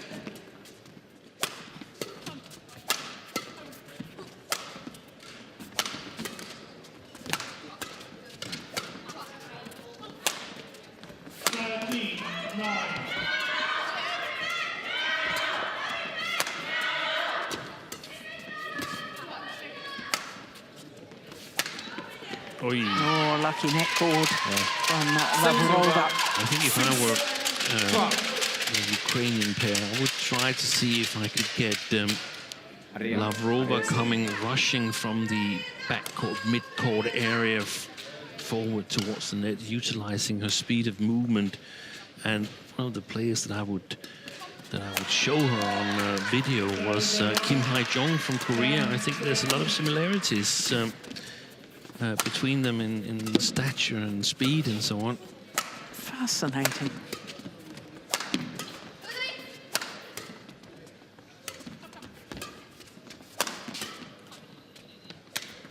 Gotta be careful there in the static attacking position.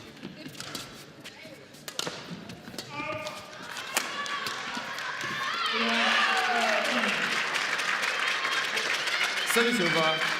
13-6.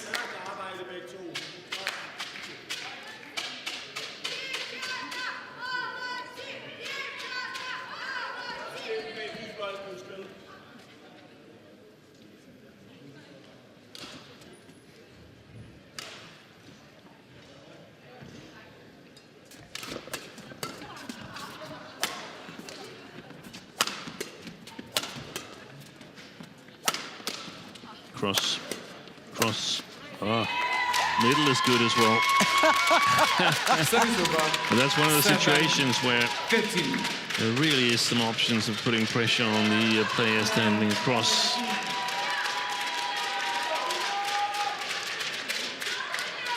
I don't know if you noticed, but Maria Stoliarenko, she was moving backwards. There's no need for that.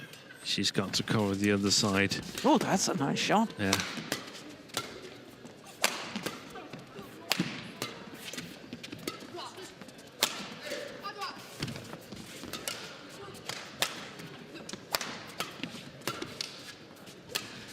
Oh, that's a beauty. Wonderful angle. From Kudsk. 14-7.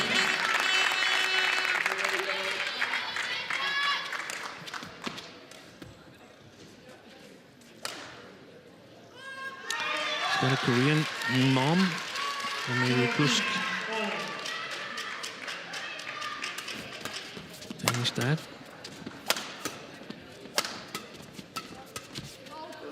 Oh, it's just long. That's a pity. But that's exactly the situation I was referring to. I'd like her to take those chances. So as a coach, you can't really scold her for making a mistake. You want her to take these chances.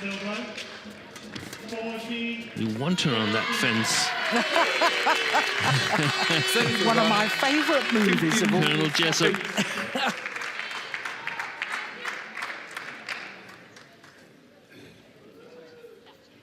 And in case you don't know what we're talking about, it's called A Few Good Men. Courtroom drama, basically, isn't it? Service over, 9-15.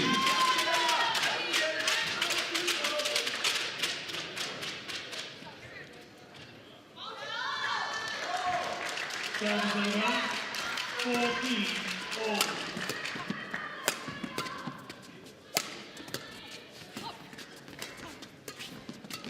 Nice.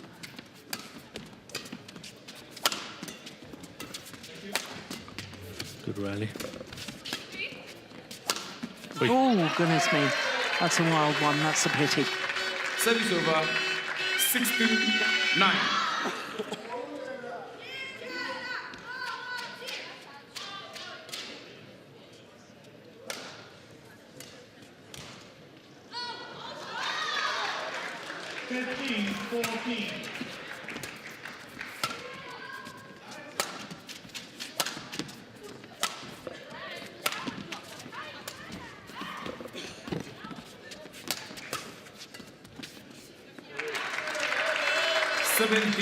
Marching towards their goal.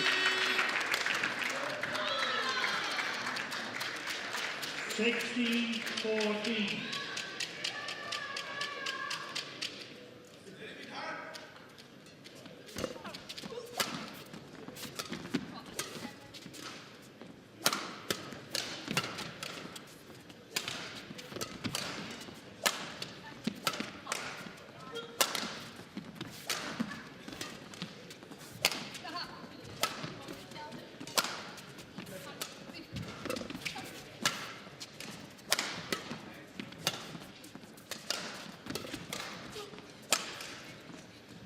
There was the middle again. Yeah.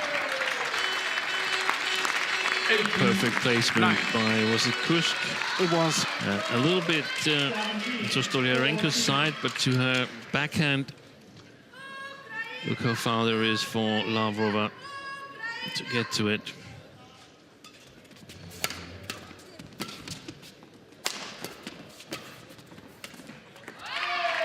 Another one directed down the centre. 9.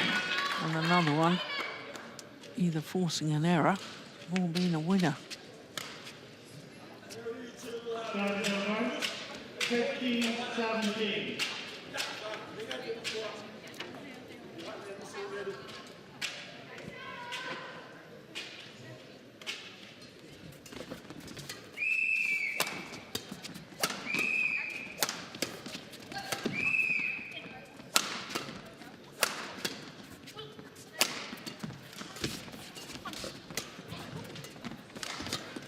There's some good rallies, you know, Steen. There is.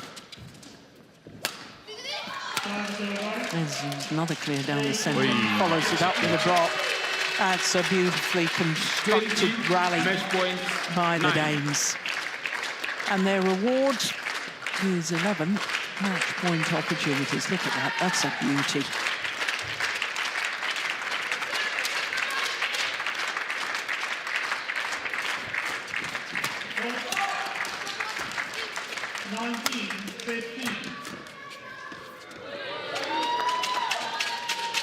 Well, that would have been outrageous, quite frankly, if that had gone over. Took that off her right hip.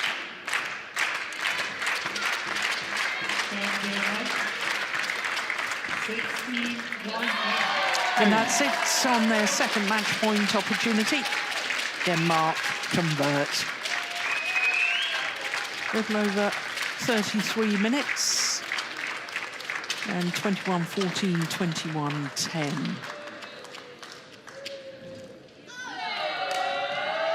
Match won by Denmark, 21-14, 21-10. So job well done. There was a bit of a wobble at the start of this tie. And all credit to Polina Borova for winning the only match within the tie. But there is confirmation that Kudsk and Werge have come through 21-14, 21-10. So just to bring you right up to date, China are 2-love up against India in the other Group A encounter this evening. And assuming that China go on to win that tie, then it means that Denmark have qualified for the quarter-final knockout stage. Huge congratulations to Borova, who came from a game and 6-11 down to beat Line Christopherson, 21-15 in the deciding game, her only first and only victory over Christopherson. From there on in, it was Denmark all the way, as you can see, the longest match, clearly the first one, and after that 34 minutes for the match we've just watched. So 4-1 for Denmark against Ukraine in this Group A match. Well, tomorrow we're down to 2 ties per court, so we'll start a little later, 10 a.m. local time, with the Uber Cup Group C decider, Chinese Taipei against Indonesia. Then at 6 p.m. local time, which is again slightly earlier than Steen and I were on this evening, it's Thomas Cup, Indonesia against France. So until tomorrow, from all of us here, especially from Steen Pedersen and myself, Jill Clark, bye for now.